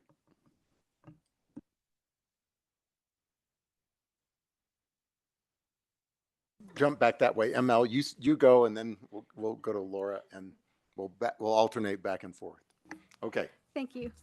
So I have a number of questions. So feel free to stop me when I've asked too many, because I've got a big long list. So I will start with something easy. It looks like the map and the numbers, we have increased the WUI area by 71%. Does that sound about right? And Sure. Have all the landowners in the newly identified WUI area been notified so that they have a chance to respond to? That is part of the plan. We will be sending a mailing both about the code changes and then also like the detailed home assessment program and the grant program and things like that. So they'll be getting that within the next few weeks. That's after it's a done deal or before? No, because we still have a whole month until it goes to city council. And so that we have this kind of longer time span between this public hearing just due to scheduling. So we'll be sending it out closer to the city council hearing, which was the recommendations of our communication staff. So along that same thinking, do we have data? Do we know how being in or not in a WUI will impact insurance, insurability? If you're not planning to remodel your property and you are in a WUI area, I think that's going to impact the way the insurance looks at your property. So a new insurance would come up. It's a difficult item to address since insurance is an independent private business and we have no control over insurance, right? It is our hope, right, that the more work that we do and are able to do, that we can give insurance companies the reason to say yes to insuring our community and our individuals, right? Right now, insurance bases everything off risk, right? And so whether you live in Florida and they're looking at the risk that you are to a hurricane, or California and your risk to earthquakes and wildfire, they're looking at the Front Range in Colorado as the risk of wildfire. A lot of insurance companies have already completely left Colorado and do not participate. Others are talking about leaving Colorado, that the risk is just too much. We simply don't have control over that. But that whole big wheel that had all the pies in it, right, that Lisa showed, that fire adaptive community, the more work that we can do and show that insurance that, we have as a community, not as individual parcels necessarily, that we are trying to make a difference, and that the risk that you're taking on is less than it was 10 years ago, right? The fact of it is, we have met with insurance companies. We have talked to them. Our local insurance adjusters are wonderful. They want to insure homes in here. It's the underwriters that they have to answer to that are making that decision. And we simply don't, we just because we do this, we can't dictate that they must insure. So the question has more to do with the fact that we've expanded the WUI area by 71%, by however,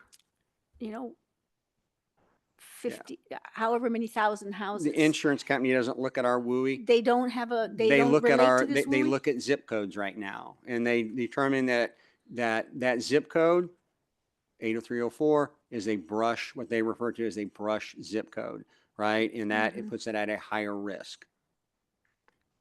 Okay, thank you for that answer. Let me see. So, when I'm looking at your materials that you were pointing out there, is there a consideration for materials that reflects the increased heat island that some of these hardscaping is going to produce? Is there a relationship, a synergy between what you're doing? So what are you?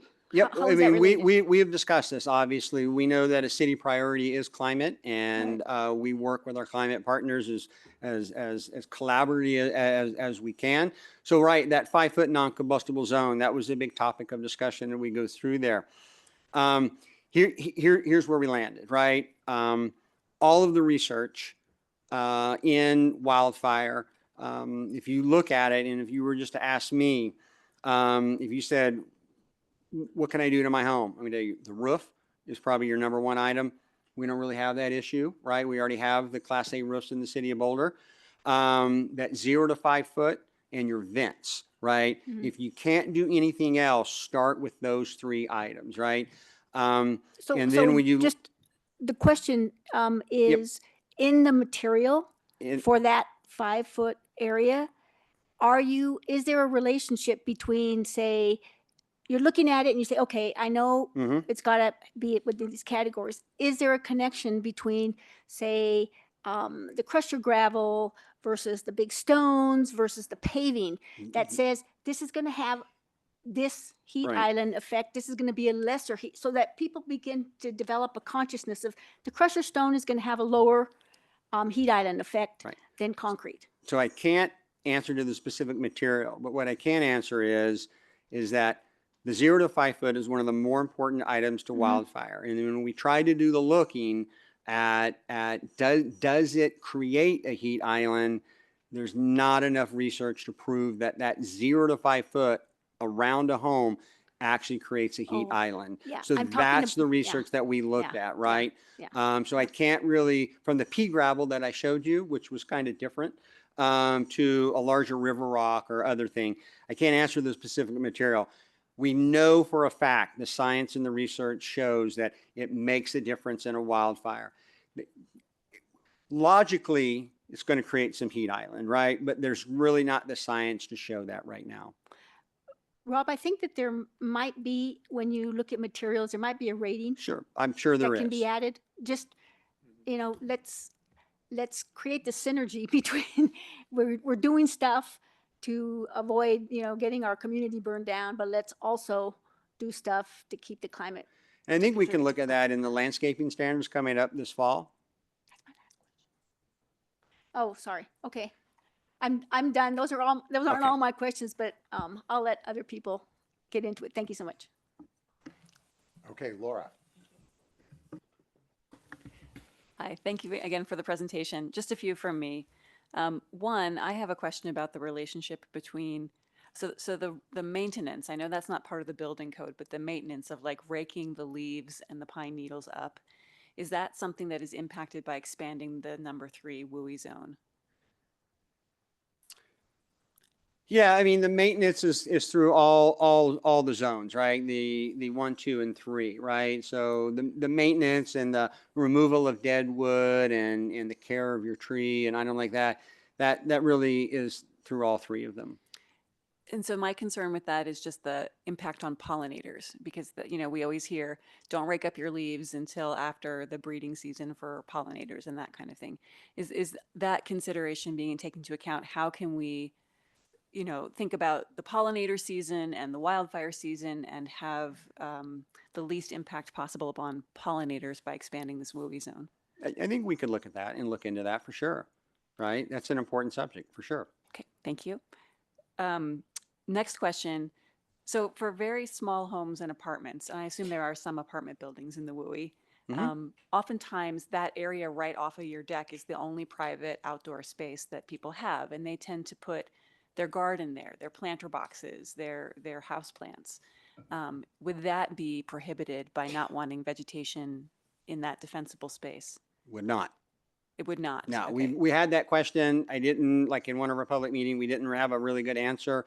But since then I've looked into it, and right, when we're really talking about the plantings and like big pots and things like that can still be placed in that area with flowers. And the whole premise of that is that what's being planted in there just isn't large enough per se to probably, and if it's offset from your house a little bit even, that it's probably not significant enough to have enough radiant heat to catch that home on fire. Okay, so like a so trellis with a I mean, vine. someone or- could do something weird, right? But for the most part, yes, those types of things are allowed. I hear that millennials really love their plants. I've heard that too. Like, and some of my friends I'm who are not a millennials, millennial. they have like the trellis with the vines Mhm. and like green everywhere. So I don't know if there's like some kind of Yeah, standard. and for- the other thing on that is I think we work with condominium associations and property management companies in that, and we try to look at what's reasonable, right? I mean, I've come across a few things that I'm like, I mean, no one should own that many plants. I mean, and they're spilling out into the exit way and things like that, right? And so it does come down, what is reasonable, and we definitely want to be reasonable about this approach, right? We're not trying to impede the quality of life out there. Okay, so it's not a blanket prohibition on all plants within 5 feet. No. Okay, that's good to know.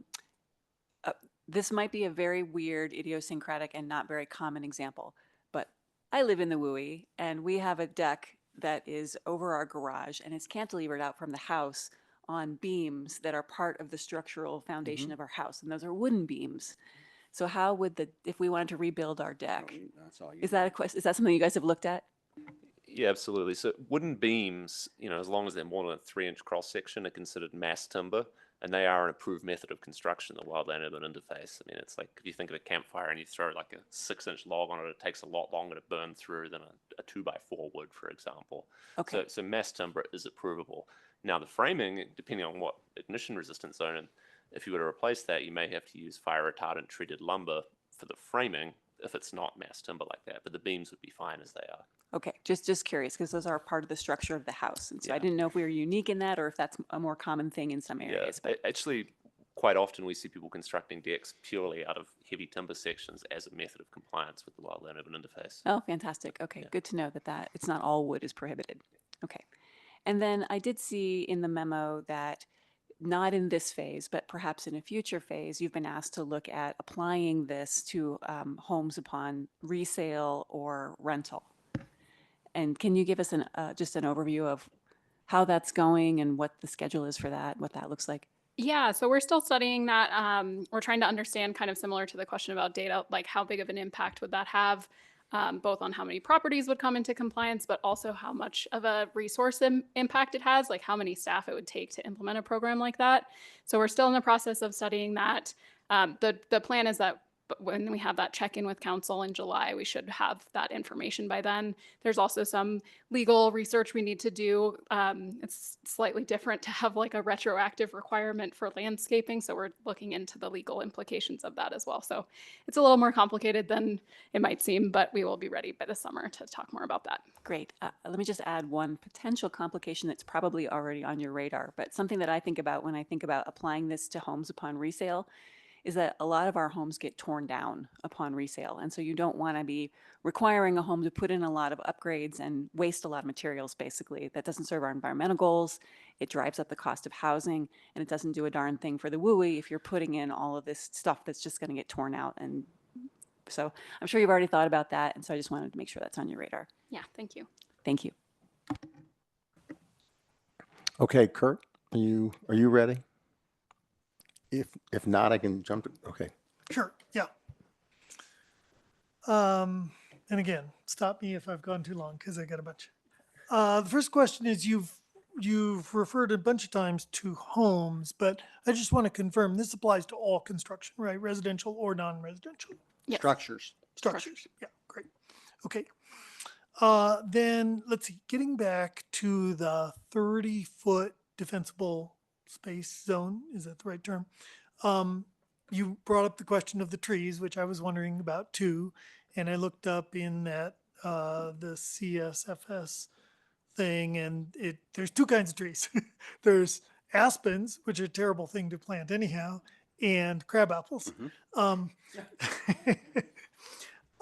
So, and I understand that you're going to be working on that, but that change is not going to happen until August or potentially later.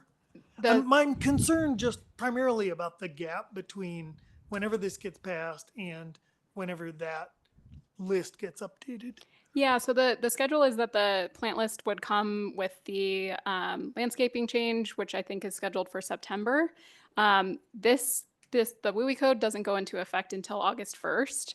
And so it's a really short period of time if we look at how many permits would actually be pulled in that period. We've actually had conversations with our city forester and staff and concerns about that. So, yeah. But I think that it's generally going to be a pretty limited period of time that we would be using that Colorado State Forest Service, but we wanted to have something to point to in the meantime, just knowing that the plant list is something that's going to take longer to develop.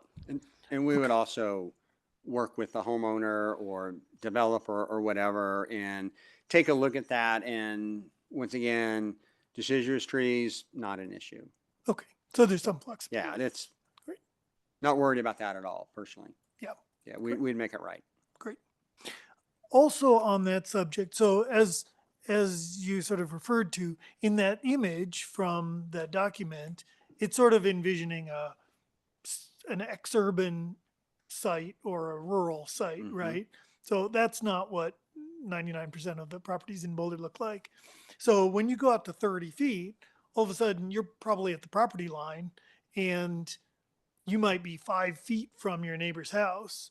So you could be, prohibiting these combustible plants around your house, but allow them potentially very close to your neighbor's house. So have you guys thought about how that works? We have, and it's tough, right? I mean, NIST, the National Institute of Standard Technology, in all their research, they have a home mitigation type research program, and that's kind of the main point of it, right? That, if I tell you to move for a structure, if I tell you to move your shed at minimum 10 feet from your home, but you move it 10 feet from your home, so yay, you protect your home, but then you move it within 8 foot of your neighbor's home, boo, we didn't gain any ground there. And so that's kind of something similar that, we'll have to kind of look at.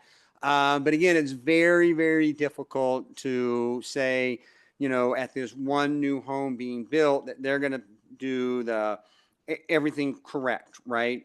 For new construction, including low flammability plants. Yet on the other side of the fence, their neighbor has a 150-year-old juniper that looks like, you know, someone who would eat Seymour. So, so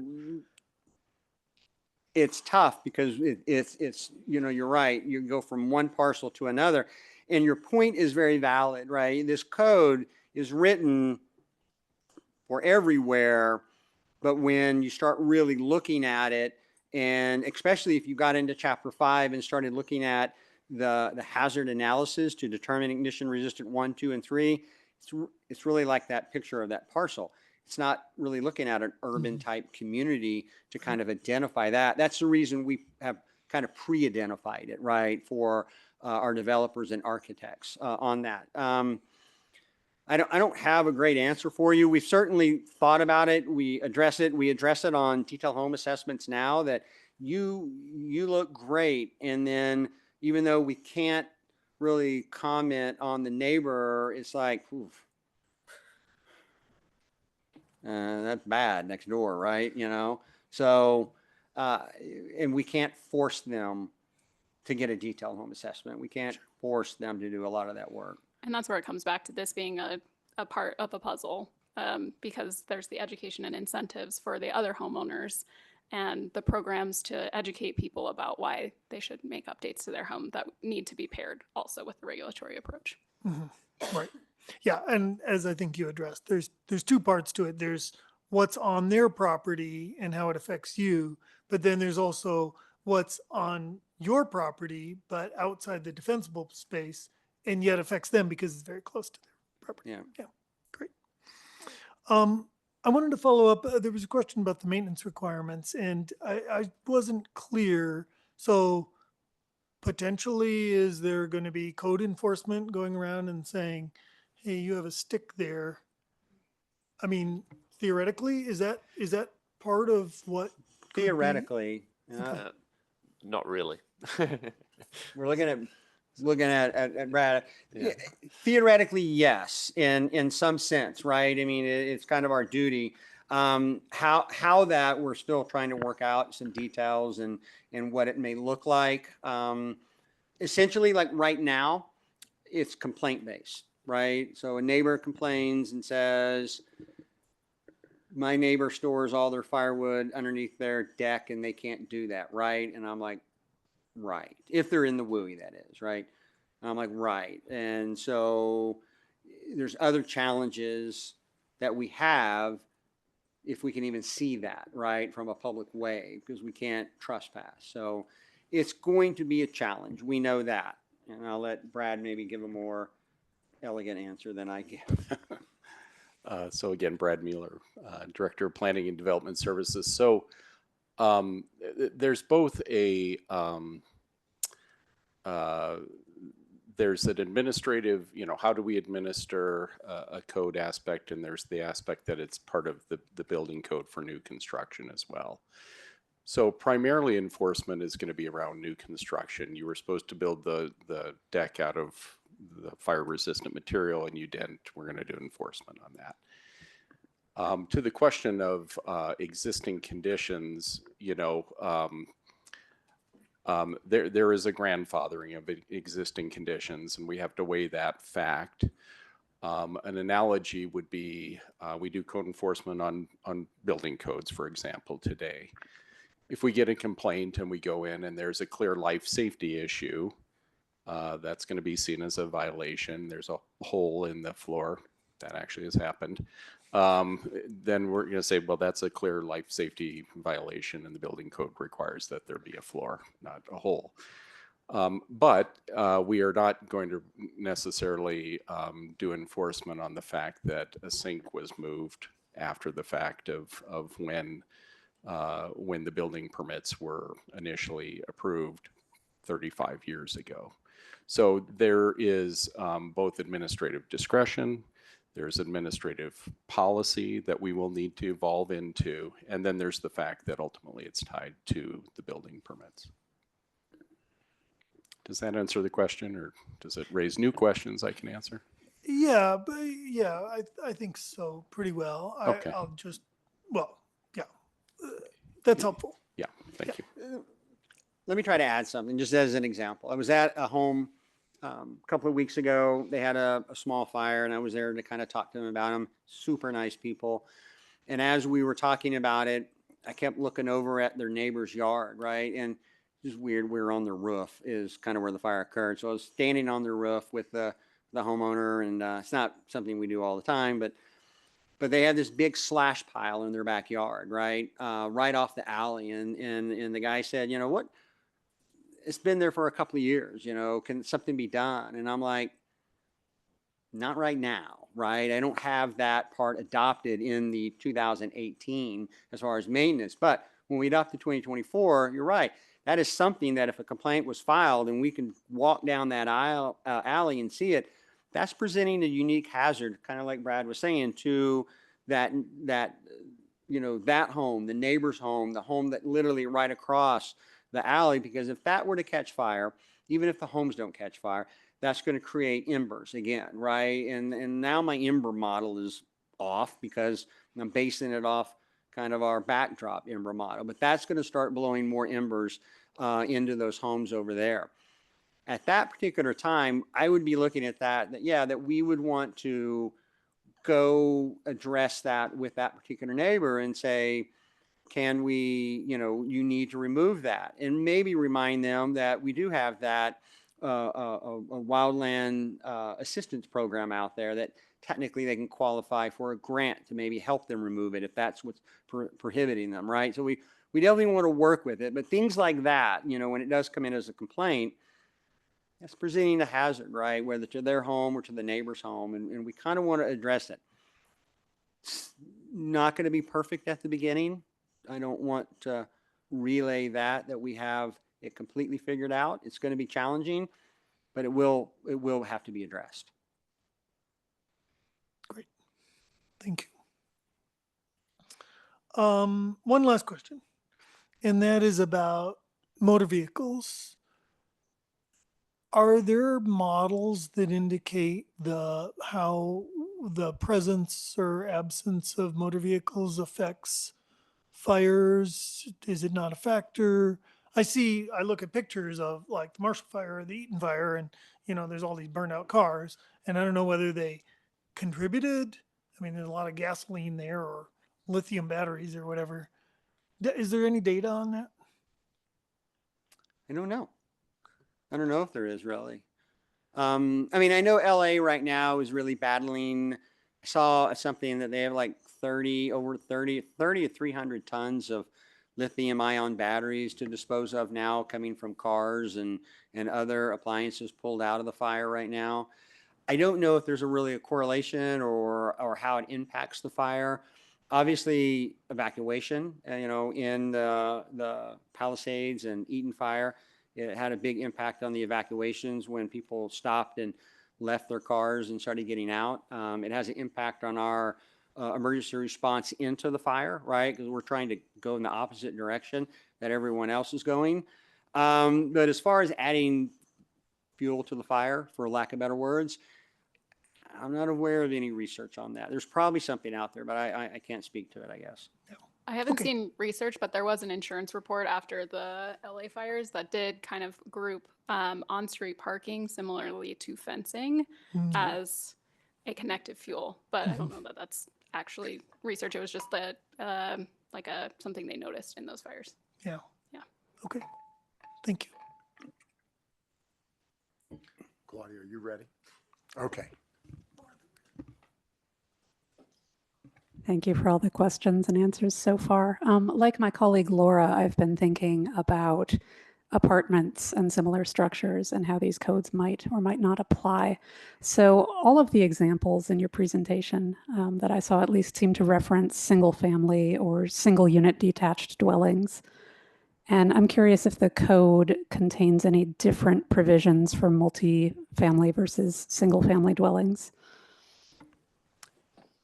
Short answer is no. This would apply to structures as opposed to, and I think the examples we use mainly in our wildland urban interface, most of the structures are single family or single unit dwellings. That's why you typically see I that. take some exception to that, Yeah. but that comes with the expansion that we're talking about. Is there any distinction between structures with fire suppression and control systems and those without? Again, thinking about that multifamily versus single family scenario. No, this is almost entirely on the exterior of the building, so that the presence of an automatic fire suppression system doesn't have any impact on the requirements. And for residents like IRC homes, which would be single family homes and duplexes, those all require fire suppression systems in Boulder anyway for new construction. So it doesn't really play into it. And then commercial. Right. And so this code requires fire suppression to be installed in new homes built within the WUI as well. Okay. We already require that, but it does require it. And the premise of that is that any fire starting from within the home does not spread to the WUI, right? It's not preventing, if there's already a wildfire approaching you, a sprinkler system that's for the inside of the building is not going to stop that and prevent that. But the reason it's in this particular document is that a house fire should not progress to create a wildfire. Okay, so just to make sure I'm clear on this, from the perspective of the WUI code, both interior fire suppression and exterior defensibility is required? Yeah. Okay, thank you. You assured my colleague Laura that some small or contained vegetation could still be allowed in apartment scenarios. Where would we find that kind of exception in the code, and what would make something allowable versus not? Yeah, I don't think it's directly pointed out in the code. As I said, this was asked at one of the public meetings and I didn't really have a good answer. But doing research for other communities, mainly in California, they're kind of ahead of the game in a lot of it, that they seem to allow it and show it in pictures and stuff. So yeah, I'm like, it makes sense. It's not really designated. It's not really addressed in the code. So I can't really point to that specific item. I'll just add that this highlights a difference between the land use code and the building code, where the building code has a lot that our chief building official has a lot more discretion to have flexibility with rules, where the land use code does not. And so you're probably more used to like very black and white, and the building code is a little more gray. Okay, but it does seem though that what we're being asked to adopt specifically says that 0 to 5 foot non-combustible zone. How would you make exceptions to that, or would you? Like, what I'm hearing is that there might be exceptions, but I'm also seeing in the code that there are none. Yeah, I don't know if I would call it exceptions. I would call it, what's reasonable and what we're looking at and what's part of the construction. Because when I look at it, that 0 to 5 foot landscaping area is part of the construction. When you bring in a pot and set it after you move in, that's not. Okay. Yeah, and if I can elaborate and invite maybe Brad Rob Mueller. to give some, Mueller. I'm Brad Mueller still. If I can elaborate and, thank you, elaborate and also maybe invite Rob to kind of give maybe an example about this. And to Lisa's point too, the building code is different than the zoning code, and there is administrative practice in particular that's exercised in the building code. Hoping you could give some examples of how that's done inside a building with electrical or something. But the point being that, we need to make judgment decisions on a very regular basis when doing inspections. And when we're going to see plants on a patio that are normal, and even if there's raised gardens and those kind of things, we understand from administrative practice and history to interpret it one way. But if somebody takes the entire patio and builds up 8 feet of dirt and puts in trees and things like that, we're going to interpret that as being the moral equivalent of having landscaping adjacent to the house. And that may seem like an extreme example, but we do see those kind of things. And you can give some real life examples, I'm sure, in a building context. Well, yeah, I can speak to this specific example. The way I would look at what's being described is kind of like looking at furniture inside a house, right? Like the building code regulates egress windows, pathways, stairways, things like that. We don't regulate where you put furniture, which might block those things. We don't come in after the fact and say, hey, you can't put a dresser in front of an egress window. I mean, certainly don't encourage it, but The building code doesn't have any authority over that. So a pot plant is not a permanent fixture on a, like, it's not like digging a hole and planting something that's going to grow there forever. So, I mean, you could also have something like a plastic hose on a plastic hose reel in that non-combustible zone, and we're certainly not going to come along and say you can't do that, right? Okay. May I continue?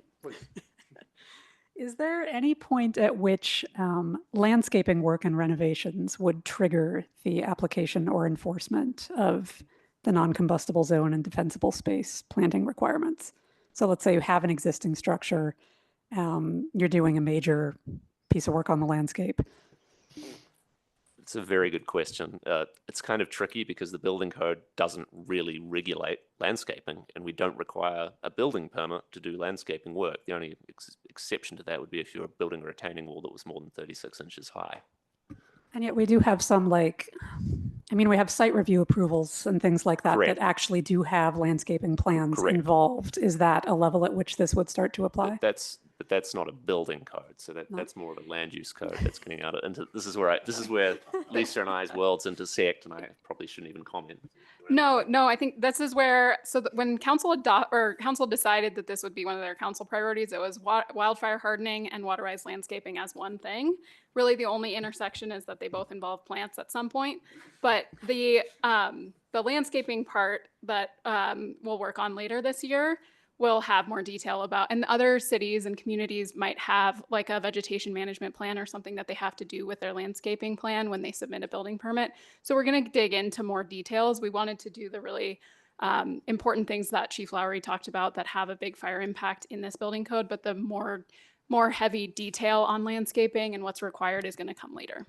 Okay, so yeah, so maybe I'm just flagging for now that when you start talking about multifamily properties, larger projects and the like, some of these things get a little bit messy because I get the sense that the origin of a lot of this code discussion comes out of single family houses on that kind of traditional wildland urban interface. Yeah, I think we'll have to expand Okay. The scope when we think about the landscaping. And I think you've made a really good point about thinking about the different land uses. Again, building code doesn't really think about different land uses. It's just structure as a structure. But as we get into that land use code, we'll get more into our familiar territory where we Okay. talk about that. Just two more quick questions then, and hopefully these will be a little easier. So you're proposing a list of plants that are somewhat approved for defensible spaces. That's that Colorado Forest Service list. And I'm just curious if that is meant, if that's adopted into the code, is that meant to be an exhaustive list that is thou shalt choose plants from this list, or is that a suggested list? The way it's drafted is that you have to use low flammability plants, and then it references that Colorado State Forest Service. But kind of to Kurt's question, it's a really limited time that we'd be using that. And then there's a little bit of flexibility on what we could do with that. And so the official plant list that will come with the landscaping project, we're envisioning like hundreds of plants, and there's only 160 in that Colorado State Forest Service. So it'll get a much more expansive, and we're envisioning that plant list will talk about what plants are, like climate adapted and water-wise, fire resistant, have lots of different features. So it's kind of bare bones right now, but it will get expanded. Okay, absolutely. I appreciate the idea behind that. I always recognize too, though, that these kinds of lists are required to be updated over time, and how that evolves may evolve on a very different track from our code, right? Yeah. Okay. Last question just has to do with landscape irrigation. Is there any provision in the code, in any of the guidance, the models, et cetera, for how do we account for irrigated landscapes? Folks have sprinkler systems, things on watering systems. Does that change any of the dynamics we're talking about here? No. Okay. So it does not matter if we're irrigating landscape versus xeriscape? No. I mean, Okay. obviously, if you have an irrigated landscape, it's going to be a little less flammable, but it is not part of this code. That's not even a consideration. Okay. Great, thank you, Claudia. Two people have gone missing. One, your kid. Yes. Okay. Yes, she was picked up. Okay. Okay. Okay, I was like, I looked out there, oh no, where'd she go? Okay, and George, George has reappeared. George, do you have any questions? No, I think you guys have covered it nicely, so I'm okay. Okay, great. I'm going to call on myself now for just a couple. In the Marshall Fire, so when you show the map and the 3 different zones, and it's really logical that the western interface is red and then orange and then yellow. It makes sense as you go east, and yet we have the Marshall Fire. So I would imagine if you had if you mapped the homes that burnt in the Marshall Fire, wouldn't almost all of them have been in a yellow zone 3? I think a lot of them wouldn't even be in the WUI, right? Right, I right. think that's the point, right? And so keep in mind though, the Marshall Fire started on the west side of town and Mhm. moved eastern, right? Right. And so the ignition in the wind direction is what's predominant in our community. West winds blowing east, right? Going through there. So the Marshall Fire held true in that sense. It was a grass fire, right? It was a fast moving, high intensity grass fire. Keep in mind, in a wildfire, you know, what we're trying to accomplish here is we're trying to not allow that first home from igniting. Because once that first home ignites, the likelihood of a second home igniting increases quite a bit, right? And then you start getting that domino effect. And essentially, once we get between 4 and 5 homes burning, we're losing, right? We've lost our ground, and we're moving from a wildland fire to an urban conflagration, right? Because now we're at the point where it's going to be very difficult to stop that from moving to another house and to another house. The radiant heat is so intense, and the embers now have grown larger and more intense, coming from a structure than from vegetation, right? And so that's what we're trying to, that's what this code really is trying to prevent, is that first home from igniting. So when you start looking at the Marshall Fire and you start looking at the area in Louisville, Harper Lake area, right? Our old fire chief, Chief Donner, lived in that neighborhood, lost his house there, right? You know, I would not have included that in any of these zones when I'm looking at Louisville, right? Now my perspective may be a little bit different. The open space across from Harper Lake and stuff I may start changing my deal, but prior to that, I wouldn't have included that in WUI. I certainly wouldn't have included the brand new hotel in Superior that was surrounded by parking lot, right? In that particular situation either. So I think when we start looking at Marshall Fire and we start looking at Lahaina, and now we have obviously the Palisades and Eaton Fire, but prior to that we had the Tubbs Fire in Santa Rosa, California, and a few others, even going back to 1991, the Oakland Hills Fire, right? That when we get into certain conditions, it's a natural disaster, right? And we can't really do anything, just like we can't change the direction and the path of a hurricane. We can't change a tornado, that at some point Mother Nature has taken over. And until we catch that break, right, to start performing that suppression action, right? So what this code is trying to accomplish is that first home from igniting and giving us a suppression effort to prevent that with our, what we refer to as our structure protection. Okay, great, thank you.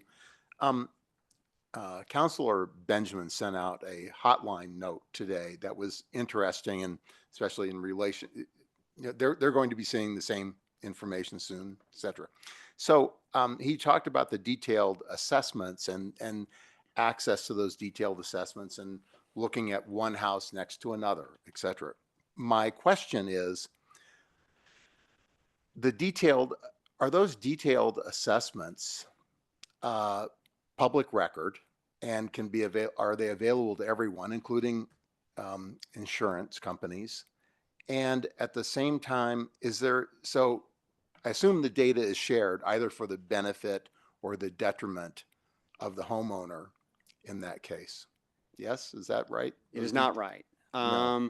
Now, obviously, everything that we kind of operate in is public record, right? And subject to CORA, right? And I have the city attorney's office looking into a detailed home assessment, like a completed one, of what information is subject to the Cora law, and that would be made public. But right now, we do not, that is not public record.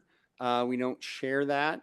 Some of our homeowners are very adamant that it not be shared. They don't want, I mean, essentially, the way I look at it is that it can only help with insurance, that if you took these recommendations and made some of the corrections, that it would have your insurance company the ability to look at and saying you've lowered your risk, right?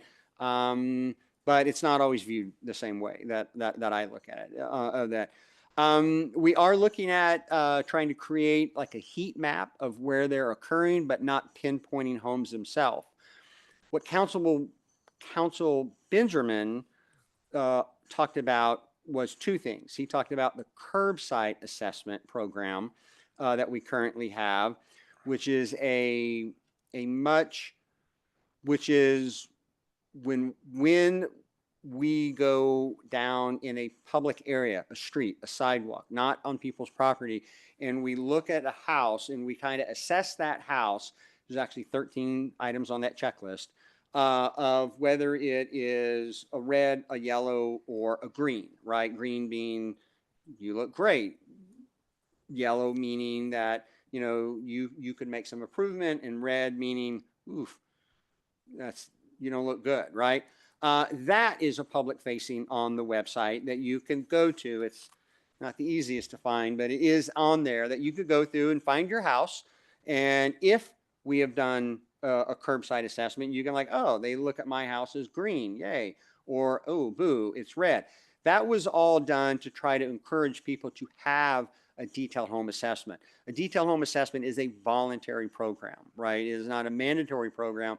And likewise, all of the items that we may talk to you about on the report that you would get as the homeowner are recommendations and not enforcement.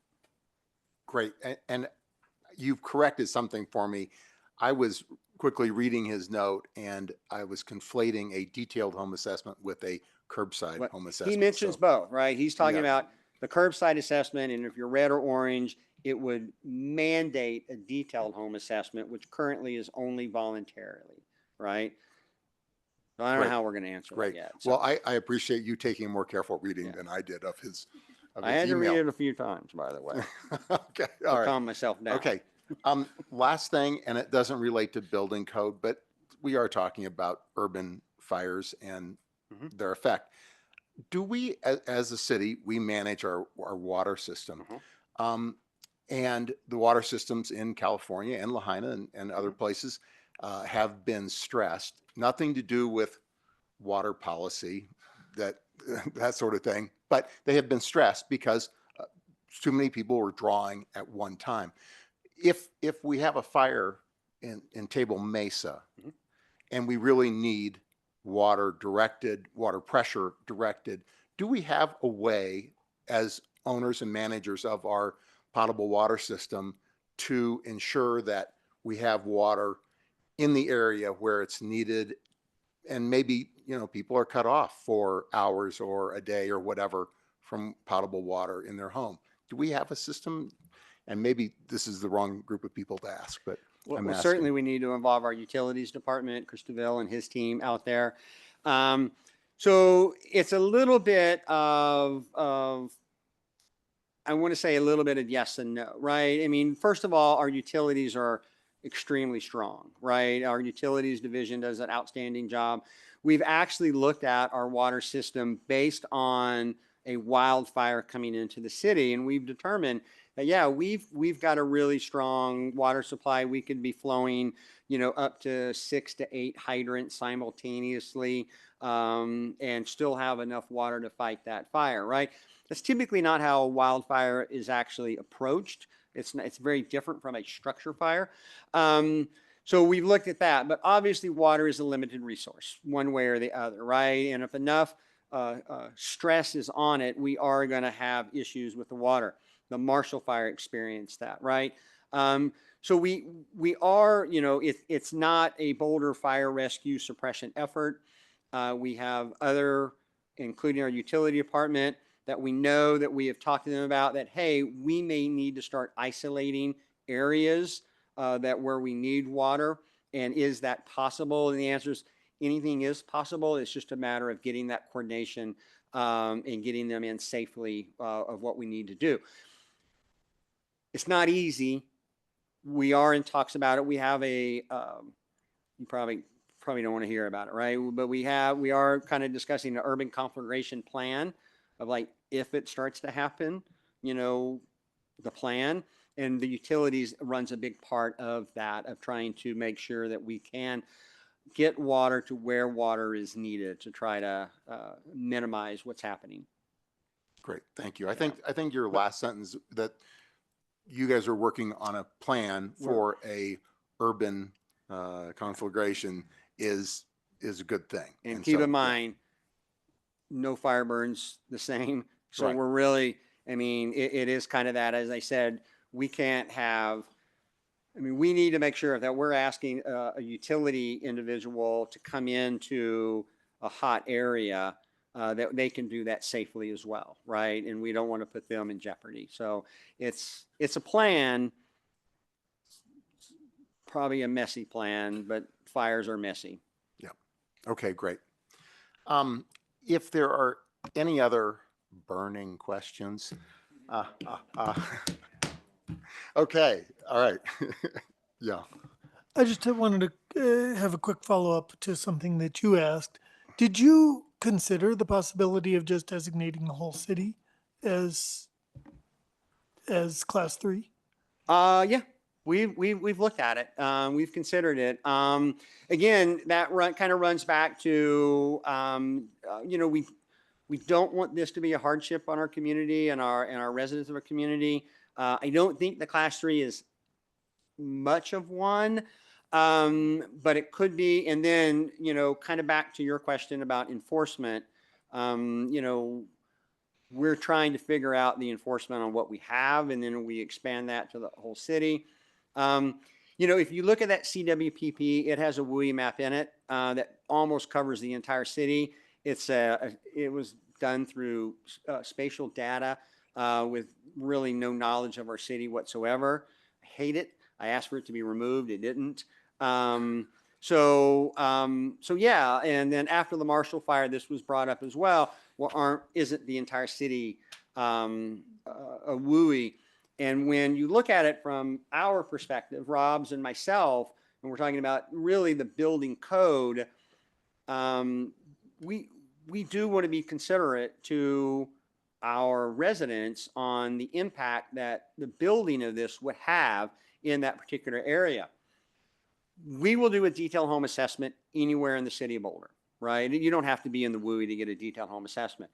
Our recommendations stay the same, right? To be quite honest with you, right? I mean, we're not, you know, there's no shalls in there, but, you know, if you have a tree that is overgrowing your house, you know, we recommend that it be cut back to around 10 foot. Now, the thing there, that also removes shade from your house, right? And we start talking about climate, our climate partners, we want to cool Boulder as well, right? That benefits wildfire, actually. So it is just a recommendation, right, of when we're looking at that. But if we did the whole city, then it becomes more mandatory. And realistically, yeah, I mean, we try to look at it from a residence type situation and the hardship that it could bring to a lot of our cities that needed to do work on their property. Great, thank you. Okay, that concludes the question period of this item, and I'm going to ask first, are people feeling the need for a quick break, or are we going to push through? Any? Push through. Okay, let's, we'll do that. We'll move on to the public hearing now before we begin deliberation and a possible motion. Do we have anyone? We don't have anyone in the room. Nobody in the room. We've got a couple of folks online. Please go ahead and raise your hand if you'd like to speak for the public hearing. We'll give it a few seconds, but not seeing any raised hands so far. We have one raised hand. Lynn Siegel. Lynn, go ahead. You'll have 3 minutes to talk.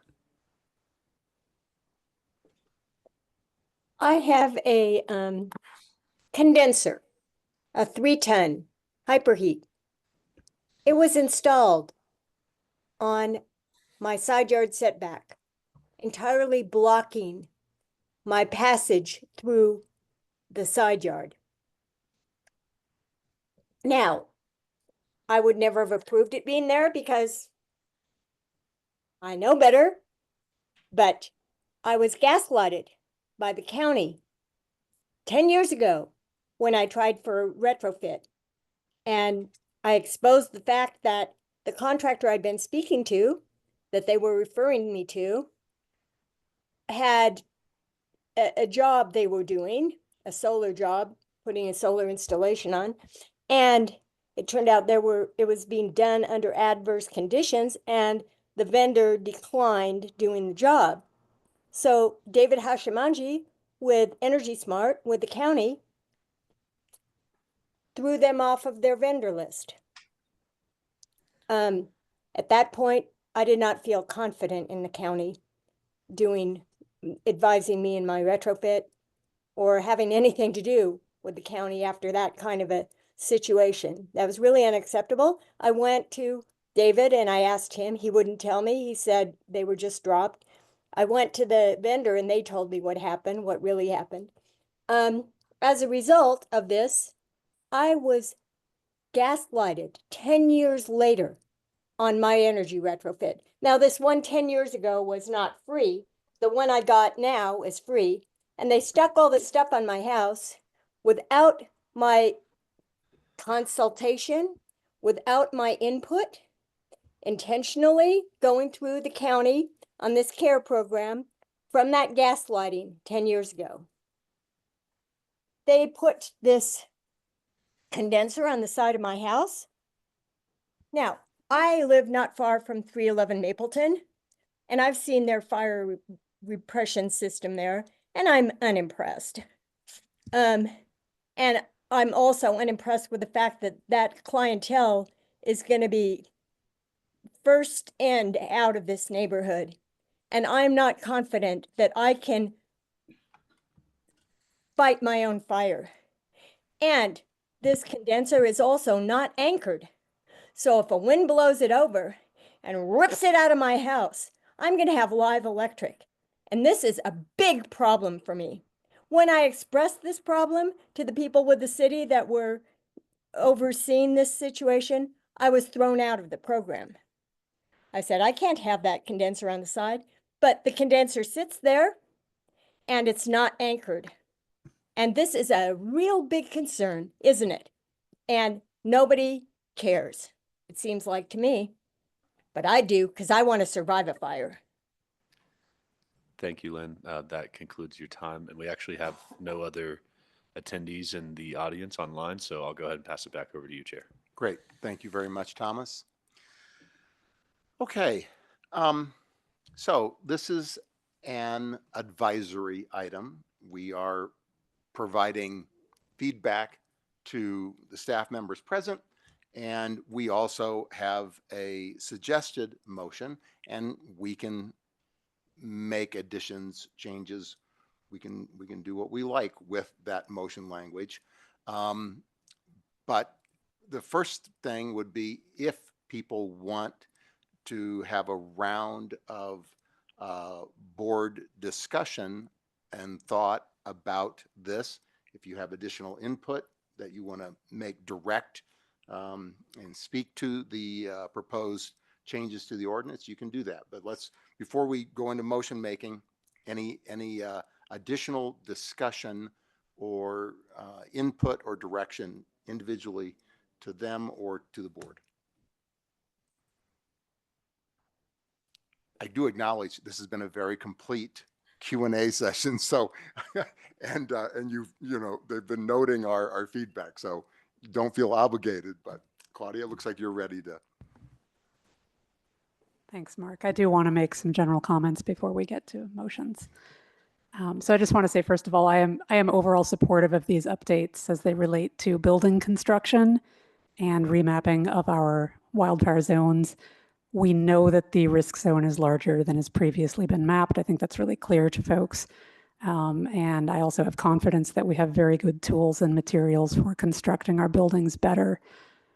I do want to flag a real concern that I have for how the landscaping component of this code intersects with some of our other planning goals. We talk a lot in this body here about how do we create a green and livable city with access to shade and environmental amenities. We are slowly embracing as a city infill development, smaller building lots, and middle housing types, which affect the amount of space available for landscaping and buffers. And we're taking equity a lot more seriously than we used to, which means taking a hard look at the differential impacts of our building codes.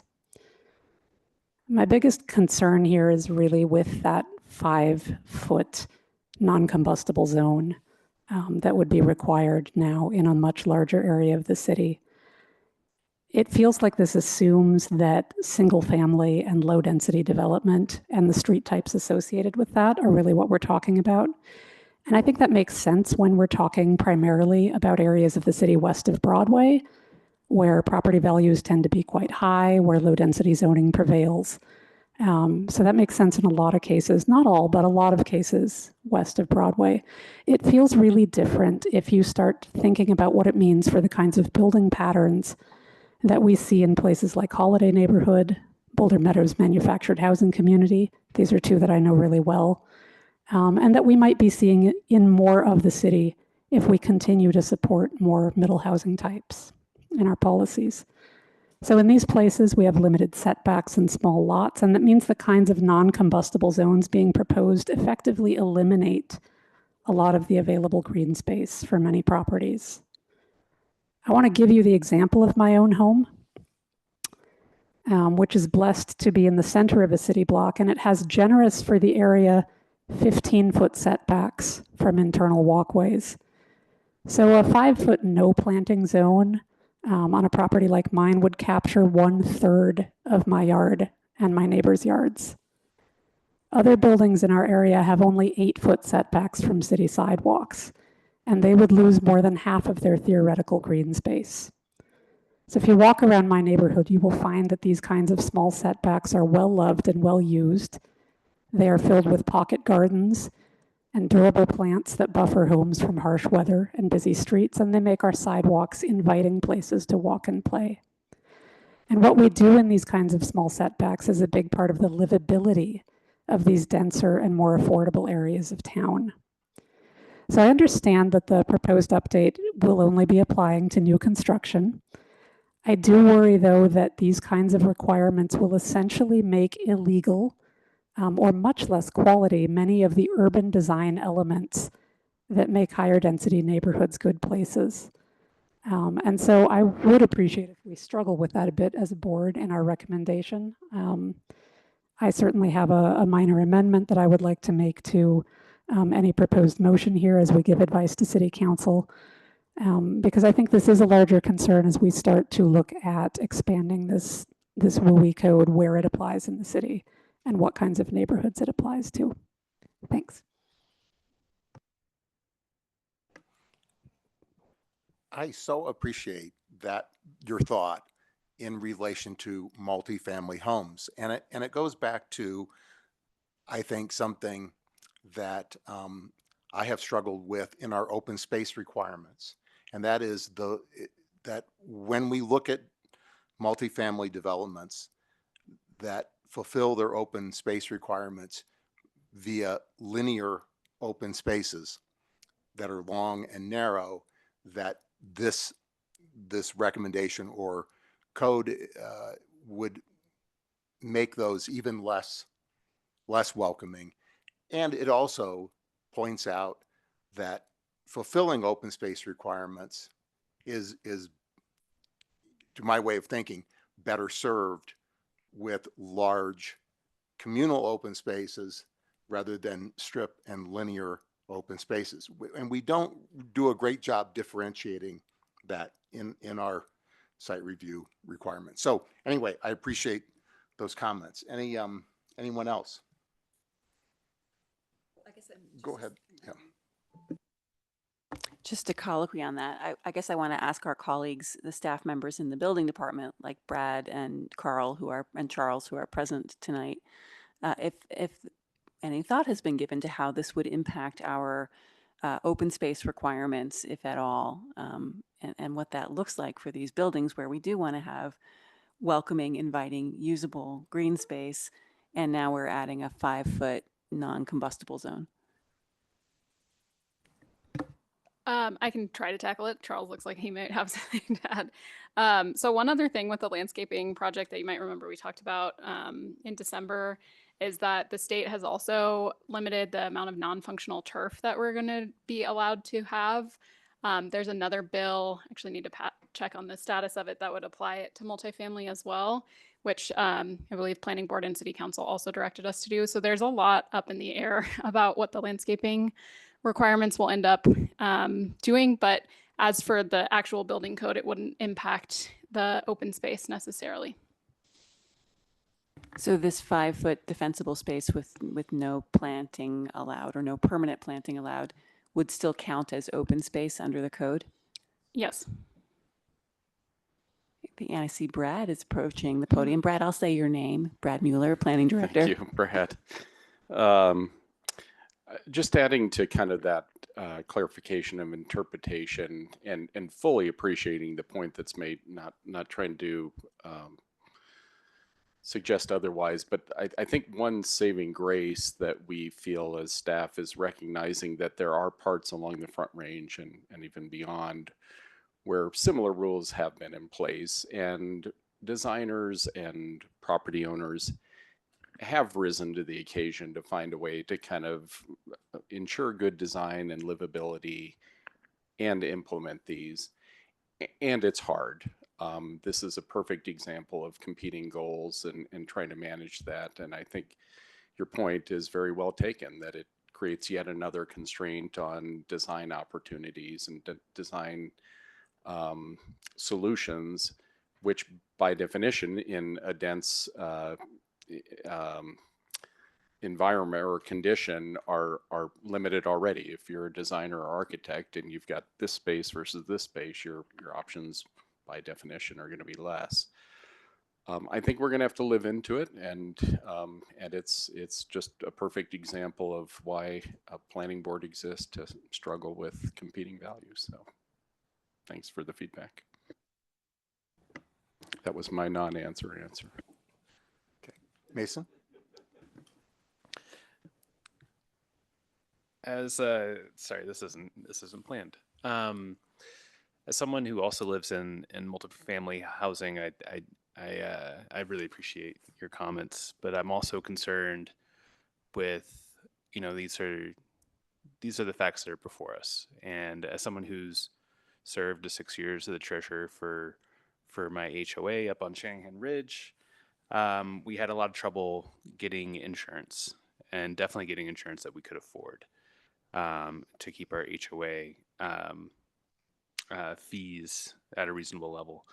And although, as Brad mentioned, it limits, our options, we have to live into it. And I'm hopeful that that these changes, as they're implemented across these zones, will lead to insurability, which, without insurance, you can't get mortgages, it's not livable, essentially.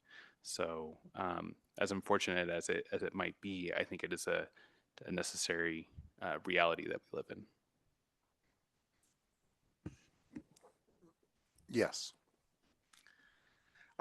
It is one of those great conundrums that we face in the world. We have the world that we live in, and we have our goals, and we have competing goals. So any additional discussion, ML?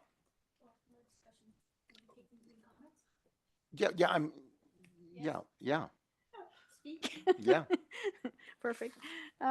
So I will just say it maybe clearly and concisely, that it would be great if we could encourage that the requirements have a means to provide options, optional attributes beyond ignition resistance.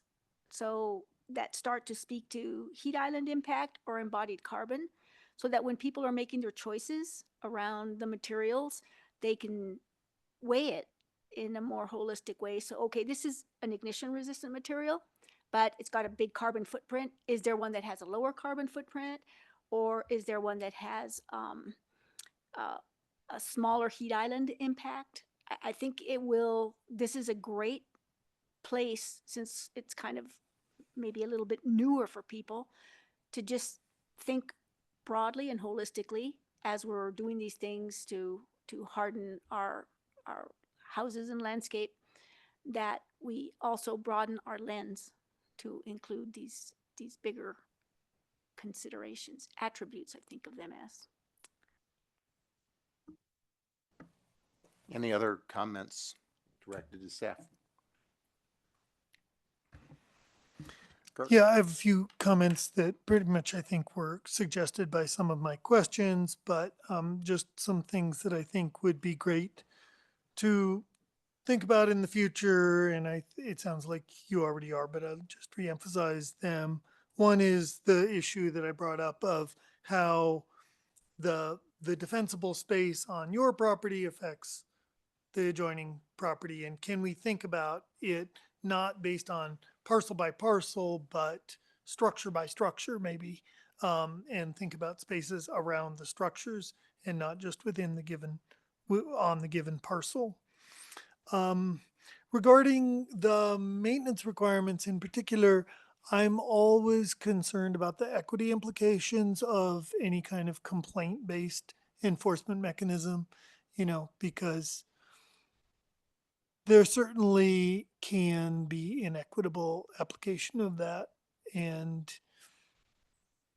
so it's just, I don't have, obviously there's not a great solution, but I hope we'll be thinking about that and keeping in mind that that is not ideal from the equity standpoint.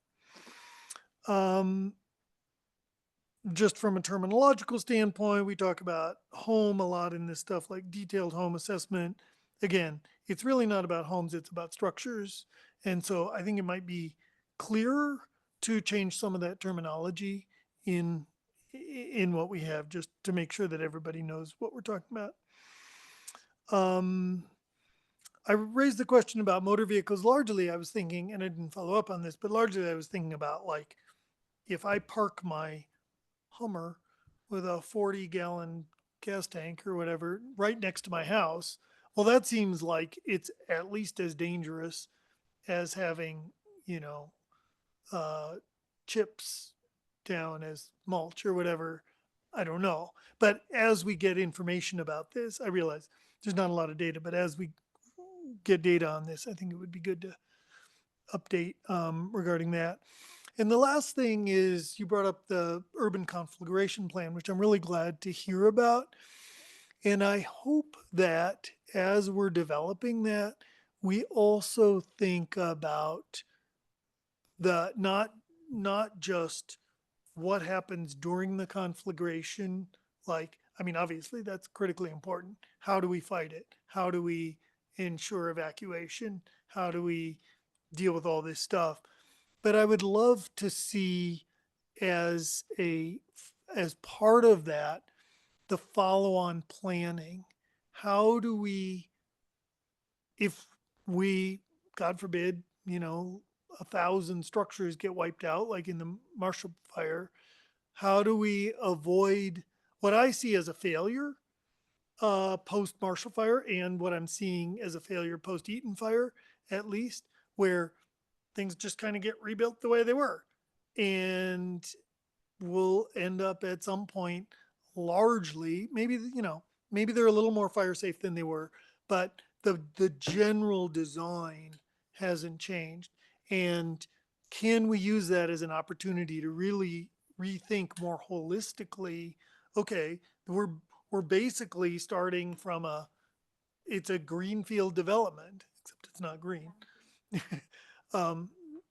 And so how do we rethink from a big picture? How do we really want this to be rebuilt rather than just structure by structure?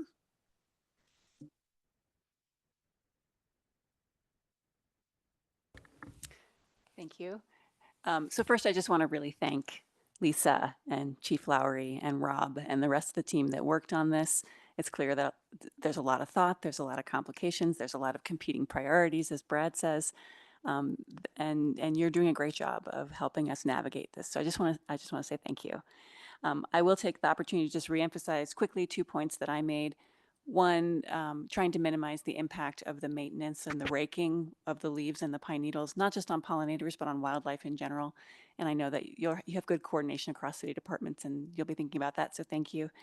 And then the other one about if we are considering putting building code requirements at the point of sale, thinking about homes that may be torn down. So just emphasizing those again.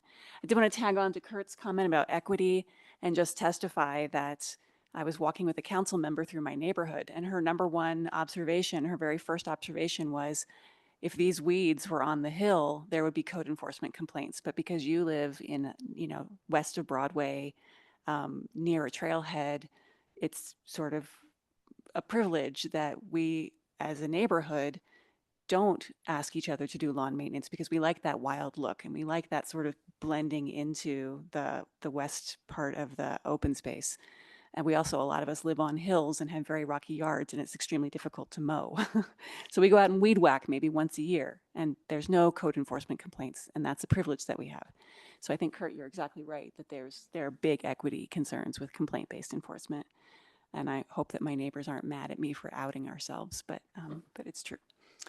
And then this has nothing to do with the item before us tonight, but just a really quick plug for, Claudia pointed out, we as a board, we're trying to push the city in certain directions. And in addition to a very climate-friendly city, we're trying to make carb-based living not mandatory, right? That cars are optional.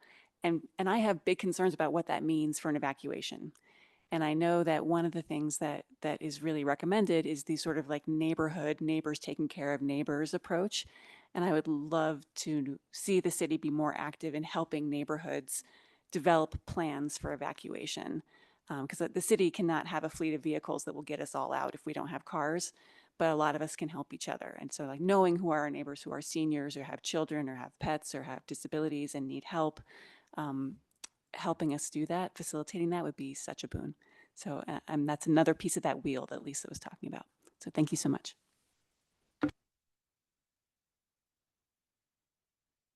Okay.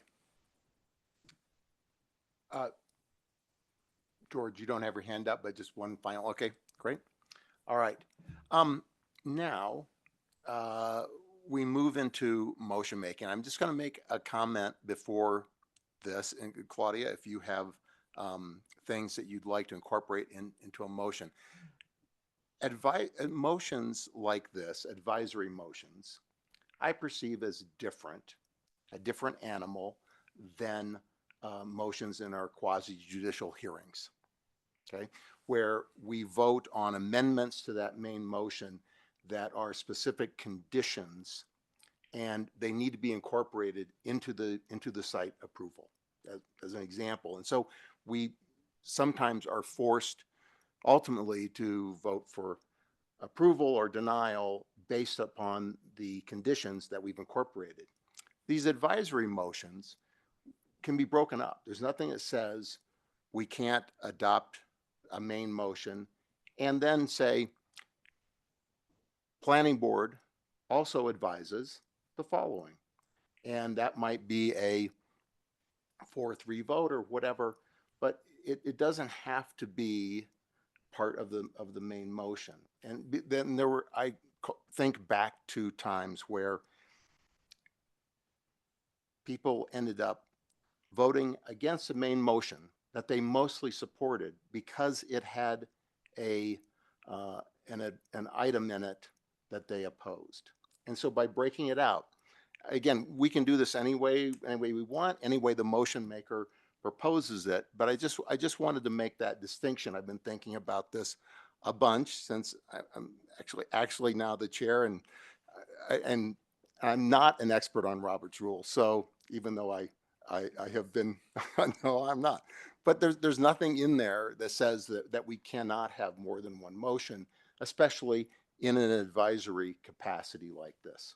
So having said all of that, does anyone have a motion that they'd like to make? And we can start with a big motion and then move down. We can start with an advisory motion recommending a change. Anyway, I hope I haven't confused people, but I just wanted to open it up to maybe a different set of thinking on advisory motions. Can I make a process suggestion? Yes. Just as a process suggestion, I would love to hear what Claudia has in mind before we actually put a motion on the table. Sure. Would that be all right? Yes, I appreciate that, Laura. I did send some language over to Thomas, so perhaps we can get this up on the screen. And I am somewhat agnostic or open to suggestion about whether this should be an amendment to our main motion or a separate motion. Well, I think to But- Laura's point, let's Yes. take a look and see where you're taking us. And while we're waiting, I just want to acknowledge Kurt for letting us know that he owns a Hummer.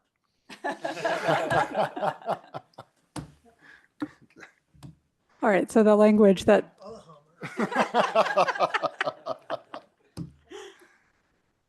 the language that I've suggested here is absolutely in the spirit of giving advice to City Council. And as I said, I think this can stand alone or as an amendment to a main motion, but I recommend that City Council request amendments to the non-combustible zone requirements that protect opportunities for vegetation and green space in multifamily housing, higher density zones, and areas of the city with small lots and minimal setbacks. Yes, please. I would like to ask a question of staff. So we've given various recommendations from various planning board members of things that we would love for you to investigate and incorporate if possible. Is this something that you could treat in that fashion of investigating it and perhaps incorporating something, or would we need to make this a separate recommendation? I think we've done it kind of differently in the past. I've definitely done summaries of just this is the conversation that we had, or even point to the minutes.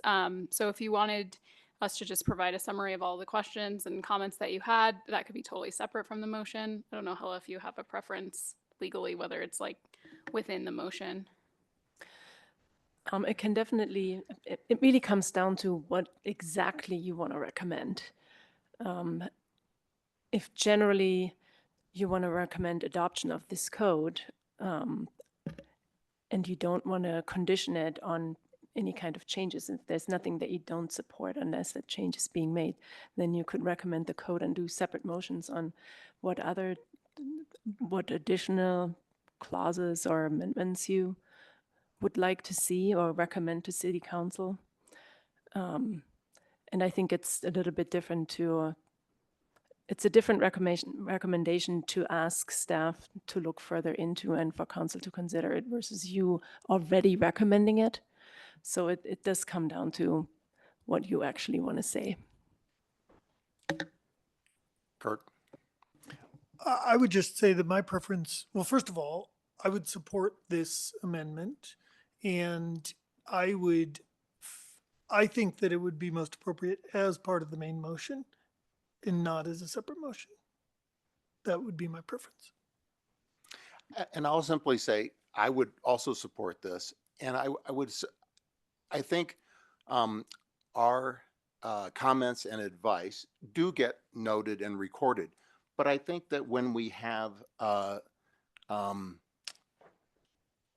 advice that we want to give to council, that we want to make sure it gets there in a formal way, and that it's concise, it's formal, that it rises to a different level of advice than, yeah, we ought to consider, I mean, we provided a lot of advice tonight, but I think that if individual board members have things they feel strongly about, and this would be a good example, then motion making is the path to do it. And whether it is part of the main motion or not, we might do a quick little straw poll. It might just be great for everyone.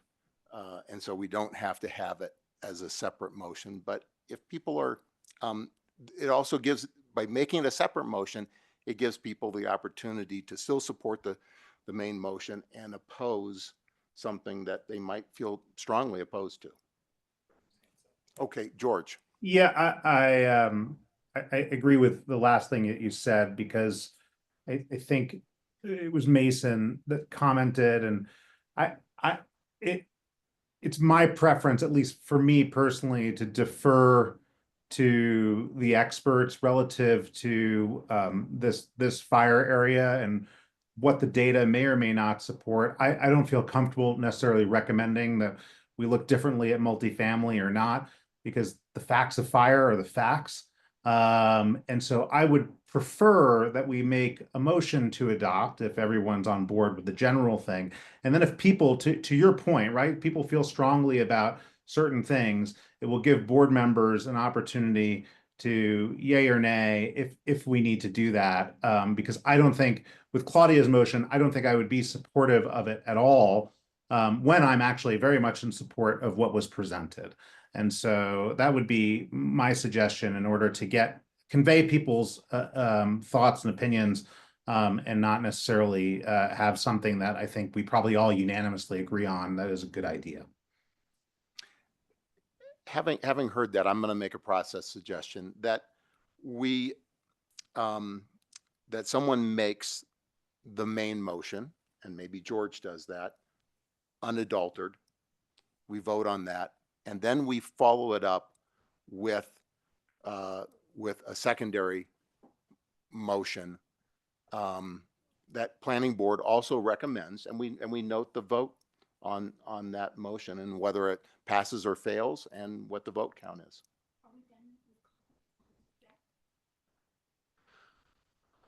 It hasn't even been made. Yeah, that hasn't been made. That we had looked at Claudia's motion, but it hasn't actually been moved, and neither has the main motion. We don't have a motion on the floor. Oh. Sorry. I have a question, Claudia. So I'm looking at this and I understand what you've been saying, but I'm wondering, it talks about requirements that protect opportunities. And I don't know if that has enough specificity for staff or what exactly you mean by that. So. Sure. Can I speak to that? Do. So what I'm trying to do with this language is actually respect some of the expertise that staff has here, that I don't know necessarily what the best ways to codify opportunities for vegetation and green space in multifamily housing is off the top of my head.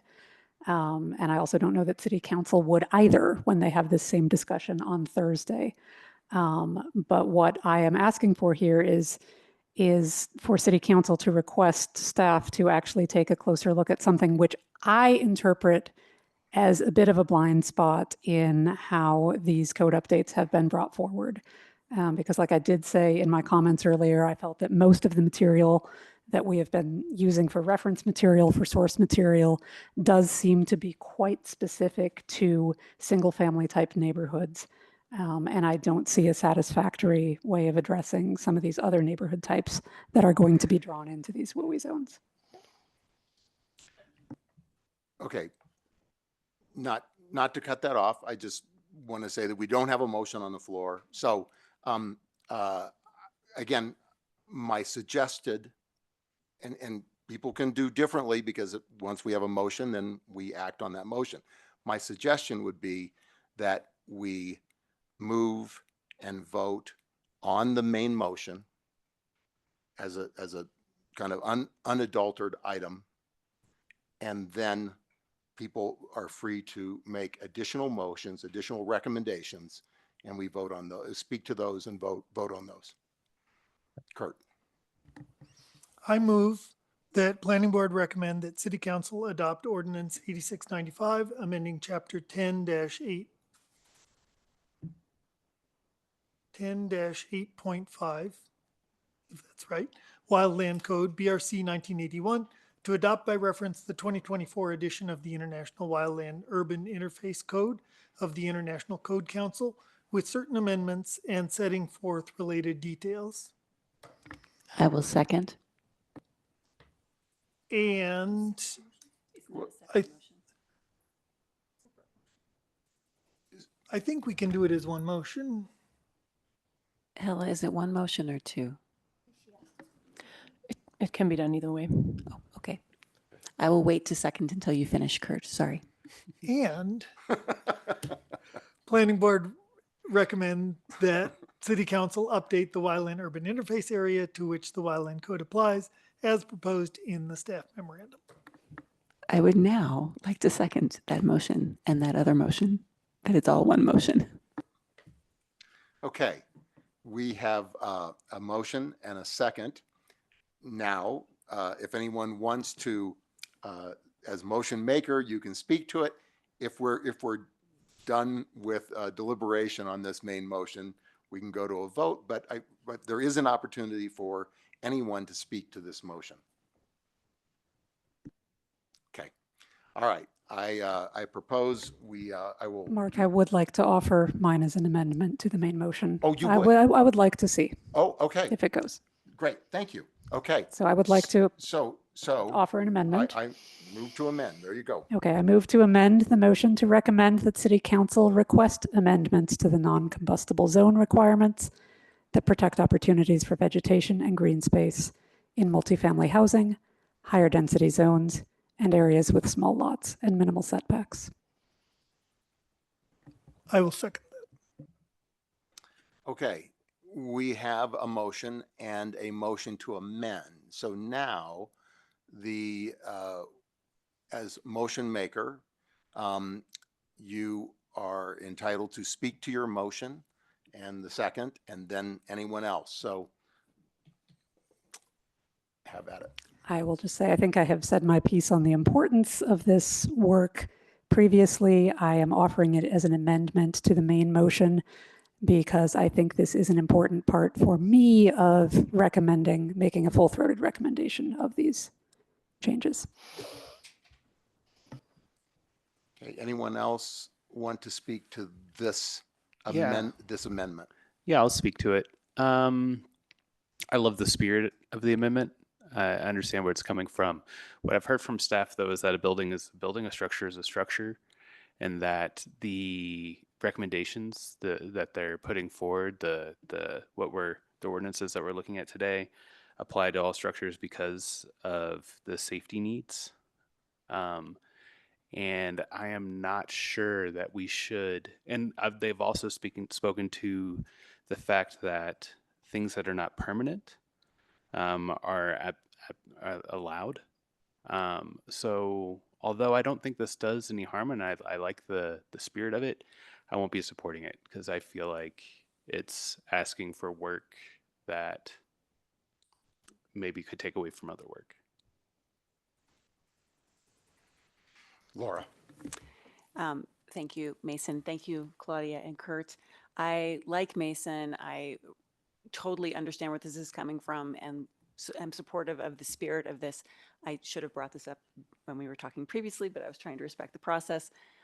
I can't support it the way that it is worded, that City Council request amendments to the non-combustible zone requirements. Because my understanding is that this is part of the International WUI Code. This 5-foot defensible space isn't something that is particular to Boulder. This is an international standard. Is that no? Okay. Where's the 5-foot defensible space come That is from? a local amendment that we are proposing. Okay. The non-combustible zone is a local amendment. Where does that come from?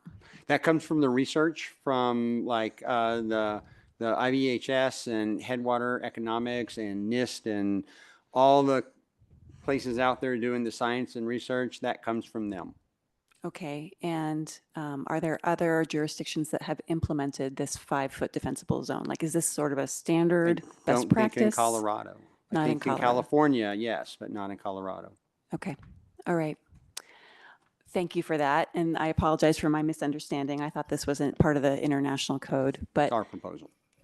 But even with this answer from staff, I'm uncomfortable saying that we are requesting amendments to the non-combustible zone requirements, which assumes that we know that those non-combustible zone requirements need to be amended, need to be changed. I would be much more comfortable with an amendment that said something like, requests that City Council direct staff to research opportunities to protect vegetation and green space in multifamily housing, higher density zones, and areas with small lots and minimal setbacks, right? Like let's research it and maximize those opportunities without saying that we know that the solution is to amend the non-combustible zone. So I can't support it as written, but I might be able to support it in a different format. Oh, thank you. George. Yeah, I'll just reiterate what I said, which is I like the main motion. I think we can separate these things. I won't be supporting it now because of this. So I think it might be worthwhile, but obviously that's up to Claudia.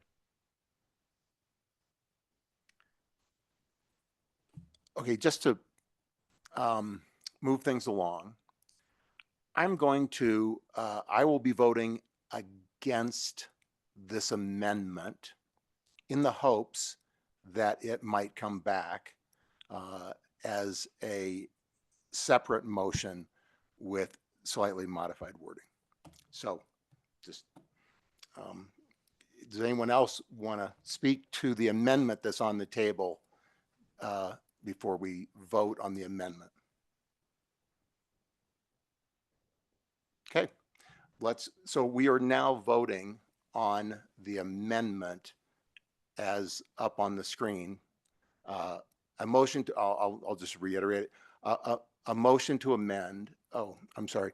A motion to amend by Claudia Hansen-Thiem, seconded by Kurt Nordback, recommend that City Council request amendments to the non-combustible zone requirements that protect opportunities for vegetation and green space in multifamily housing, higher density zones, and areas with small lots and minimal setbacks. So we're going to take a vote. Mason? No. Laura? No. Claudia? Yes. Kurt? Yes. ML? No. And George? No. And I'm a no. Okay, so the amendment fails, and we are back to the main motion. And is there any more discussion on the main motion or any other proposed amendments to the main motion? Laura. I just want to check in with Claudia and Kurt. Are you folks okay with or planning to propose this with slightly different wording as a separate motion? Because I would like to see it come back, like Mark. Well,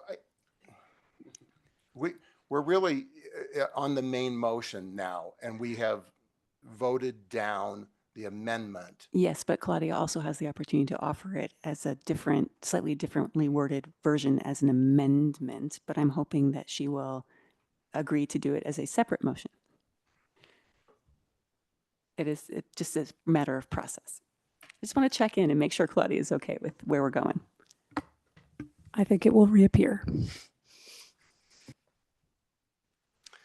Okay, so we have a motion, and that is Planning Board recommends that City Council adopt Ordinance 8695, amending Chapter 10-8.5 Wildland Code, BRC 1981, to adopt by reference the 2024 edition of the International Wildland Urban Interface Code of the International Code Council with certain amendments and setting forth related details, and Planning Board recommends that the City Council update the Wildland Urban Interface area to which the Wildland Code applies as proposed in the staff memorandum.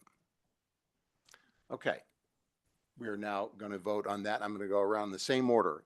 Mason? Yes. Laura? Yes. Claudia? No. Kurt? Yes. ML? Yes.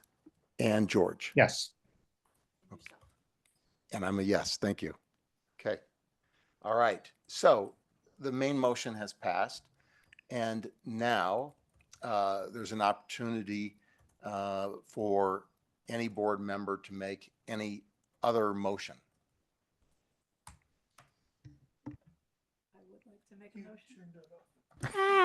I would like to make a motion, and I am finalizing the language on it as we speak. If you can give me a moment.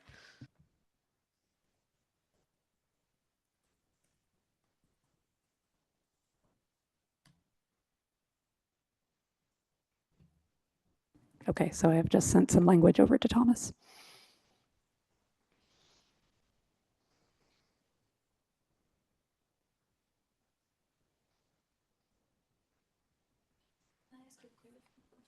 Sure. Hella, it was my understanding that city council was going to look at this amendment into, one was for everything in front of the and then the second one was for the map, that they're going to be looked at separately? I thought I saw that. I think, yeah, I think the first thing that's coming up at City Council is first reading of the ordinance, and ordinances have to have 2 readings except for in cases of emergency. However, the map is adopted outside of the ordinance, so that will be approved just through a motion, and that only requires, it doesn't require 2 readings. So our council is asked to approve on first reading the ordinance, I think this Thursday, and then at a later date, there'll be a public hearing and a discussion by council of the ordinance and consideration for second reading when it could be adopted. And at that time, council would also consider adopting the revised map. Okay, so if ours is together, it's irrelevant. Yeah, it's fine. Cool.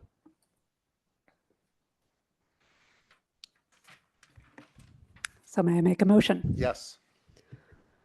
I move that the planning board recommend city council direct staff to research opportunities, to protect opportunities for vegetation and green space in multifamily housing, higher density zones, and areas of the city with small lots and minimal setbacks. Can I make a friendly amendment? Suggest a Before it's friendly seconded, amendment? Yep. Please. Replacing the term multifamily housing with multi-unit housing? That Yes, being our please. current Yes. terminology? May I also make a friendly amendment suggestion for wording? Yes, please. Just to eliminate the double opportunities. Thank you. Yes. Perhaps recommend that city council direct staff to research methods or mechanisms. Yes, I will take methods.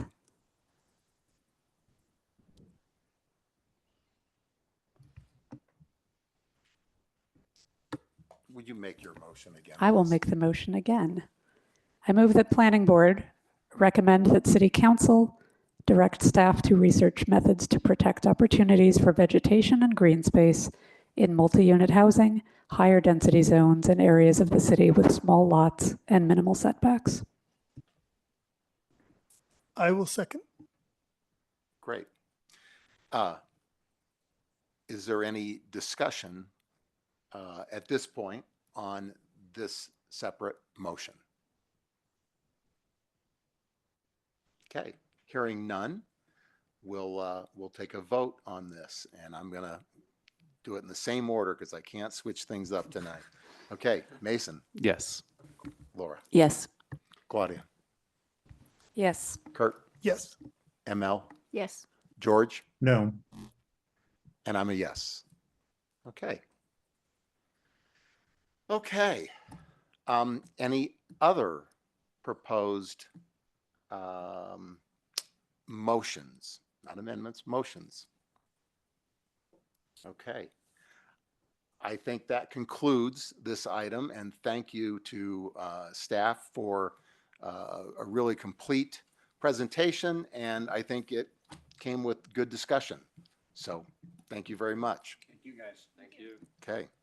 So that closes that agenda item. And now we're going to matters and I'm going to offer an opportunity for the planning director and attorney with any matters, and then matters from the board. So, Brad, do you have anything for us tonight? Okay, all right. Hella, how about you? Nothing from me either. Thanks. Okay. Just a question. Were we going to receive an updated agenda for our retreat next week?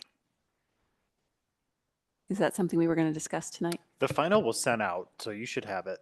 The final was sent out? It was. I sent a final draft out last week. Yeah, I can resend it if that's helpful. I also sent the final to you, Thomas. Didn't we make some changes, like starting at 5:30 and, okay, all right. I don't remember seeing it, but. I don't remember. Let me check my outbox because it'd be sitting in my outbox. We blame Microsoft for everything. It happens to me every time I send Brad a lot of emails, and I'll be like, I never got that. I'm like, oh, it's sitting in my outbox. Yeah. Okay. Yeah, I don't. I'll resend it regardless. Thank you, Charles. Okay. While he works on that, we don't need to wait on that. Okay, at our last meeting, so now we're to the matters from the board. And at our last meeting, we discussed making better use of this time. And there have been some discussions, not violating any open meetings thing here, about what's appropriate, what's inappropriate, what might be concerns about future abuse of the privilege of having matters, a broad range of topics under matters discussion. And so I'll just say, I just want to emphasize, I went back and looked at our procedures and our code, and the matters time is stated in our procedures as a time for any board member to bring up a matter that they would like to discuss. So there's really, without limit, there's an implied sense of, gee, you don't want to be promoting your car dealership or something. It should be matters relating to planning. Kurt might be soliciting advice on what color to paint his Hummer. I don't know, do we like the lightning bolt on the side or whatever? So I just want to open it up and know that we are all respectful of each other, and that obviously if someone goes too long, brings up wildly inappropriate stuff, that's another thing we can discuss in matters is, hey, this is not great. But I do think it has been an area that is underutilized, and I would encourage us to take the opportunity to either debrief. Someone might say tonight, Mark, that whole motion thing, you're really wonky on that, whatever it might be. Anyway, I want to open it up to matters from the board, and for people to feel and don't feel intimidated, and to feel free to bring up matters and discuss them in an appropriate way for in this setting. So does anyone have a matter that they'd like to bring up and discuss? Laura? I just want to tack on very briefly to say I'm super excited about the idea of better utilizing this time for two reasons. Number one, because of open meetings laws, we are not supposed to be talking offline. And so this is our time to talk to each other about anything that we think needs to get talked about, and do it openly and transparently in a public forum, and have that opportunity instead of things not getting addressed because it's so difficult with the mechanics of the open meetings laws. So I think this is a wonderful opportunity for us to be able to talk together all at the same time and with our public transparently. And for me, that includes the second thing, which is I would love to hear more about what each of us is being influenced by.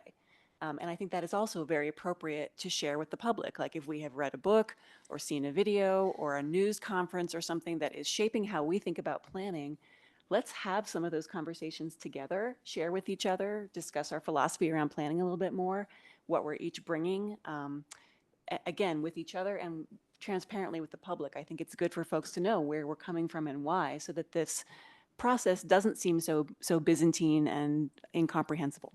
So that's my 2 cents. So I'm excited.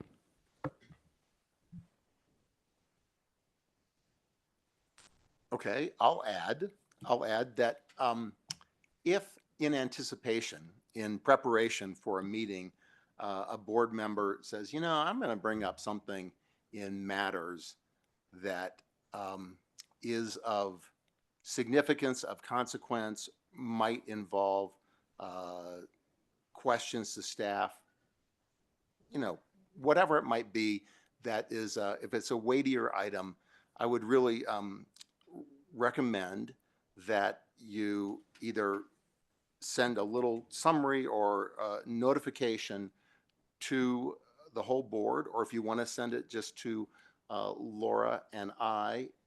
By Friday, we have an agenda meeting, and those and on Mondays at 1.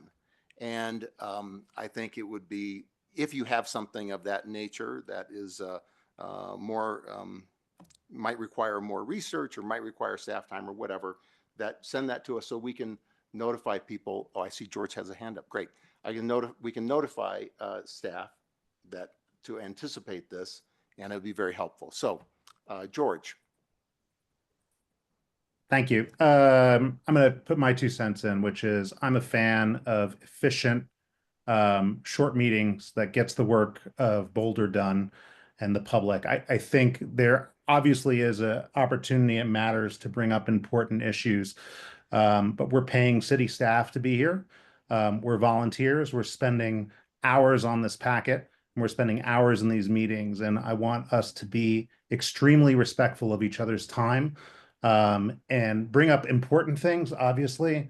But I, for one, don't want to spend a lot of time during this section to be opining at 9+ o'clock at night, or hearing people's opinions that go on and on. So that's kind of my perspective. I like things tight and efficient.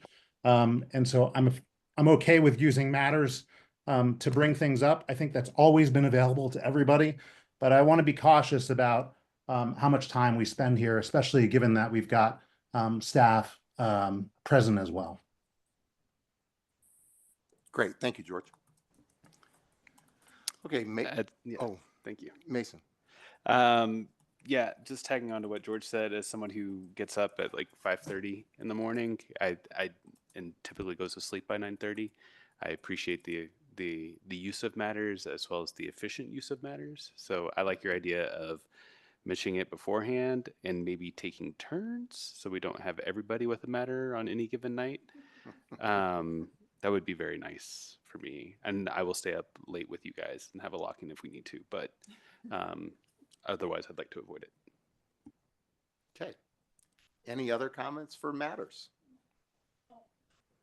It's not a matter for matters. It's just, I'm going to kind of go with what Mason and George were saying, that I think if we get kind of like a heads up ahead of time, and it is something that is impacting the way we work or the thinking about why and how we do what we do, I'm all in. But otherwise, yeah, I like to walk myself home at a decent hour after these meetings. And again, the staff is here, so I want us to be conscious of the effort that is being made to have a conversation. Okay. Hearing no other matters, I think we're going to have last call, and we'll adjourn. Okay. Thank you. Thank you.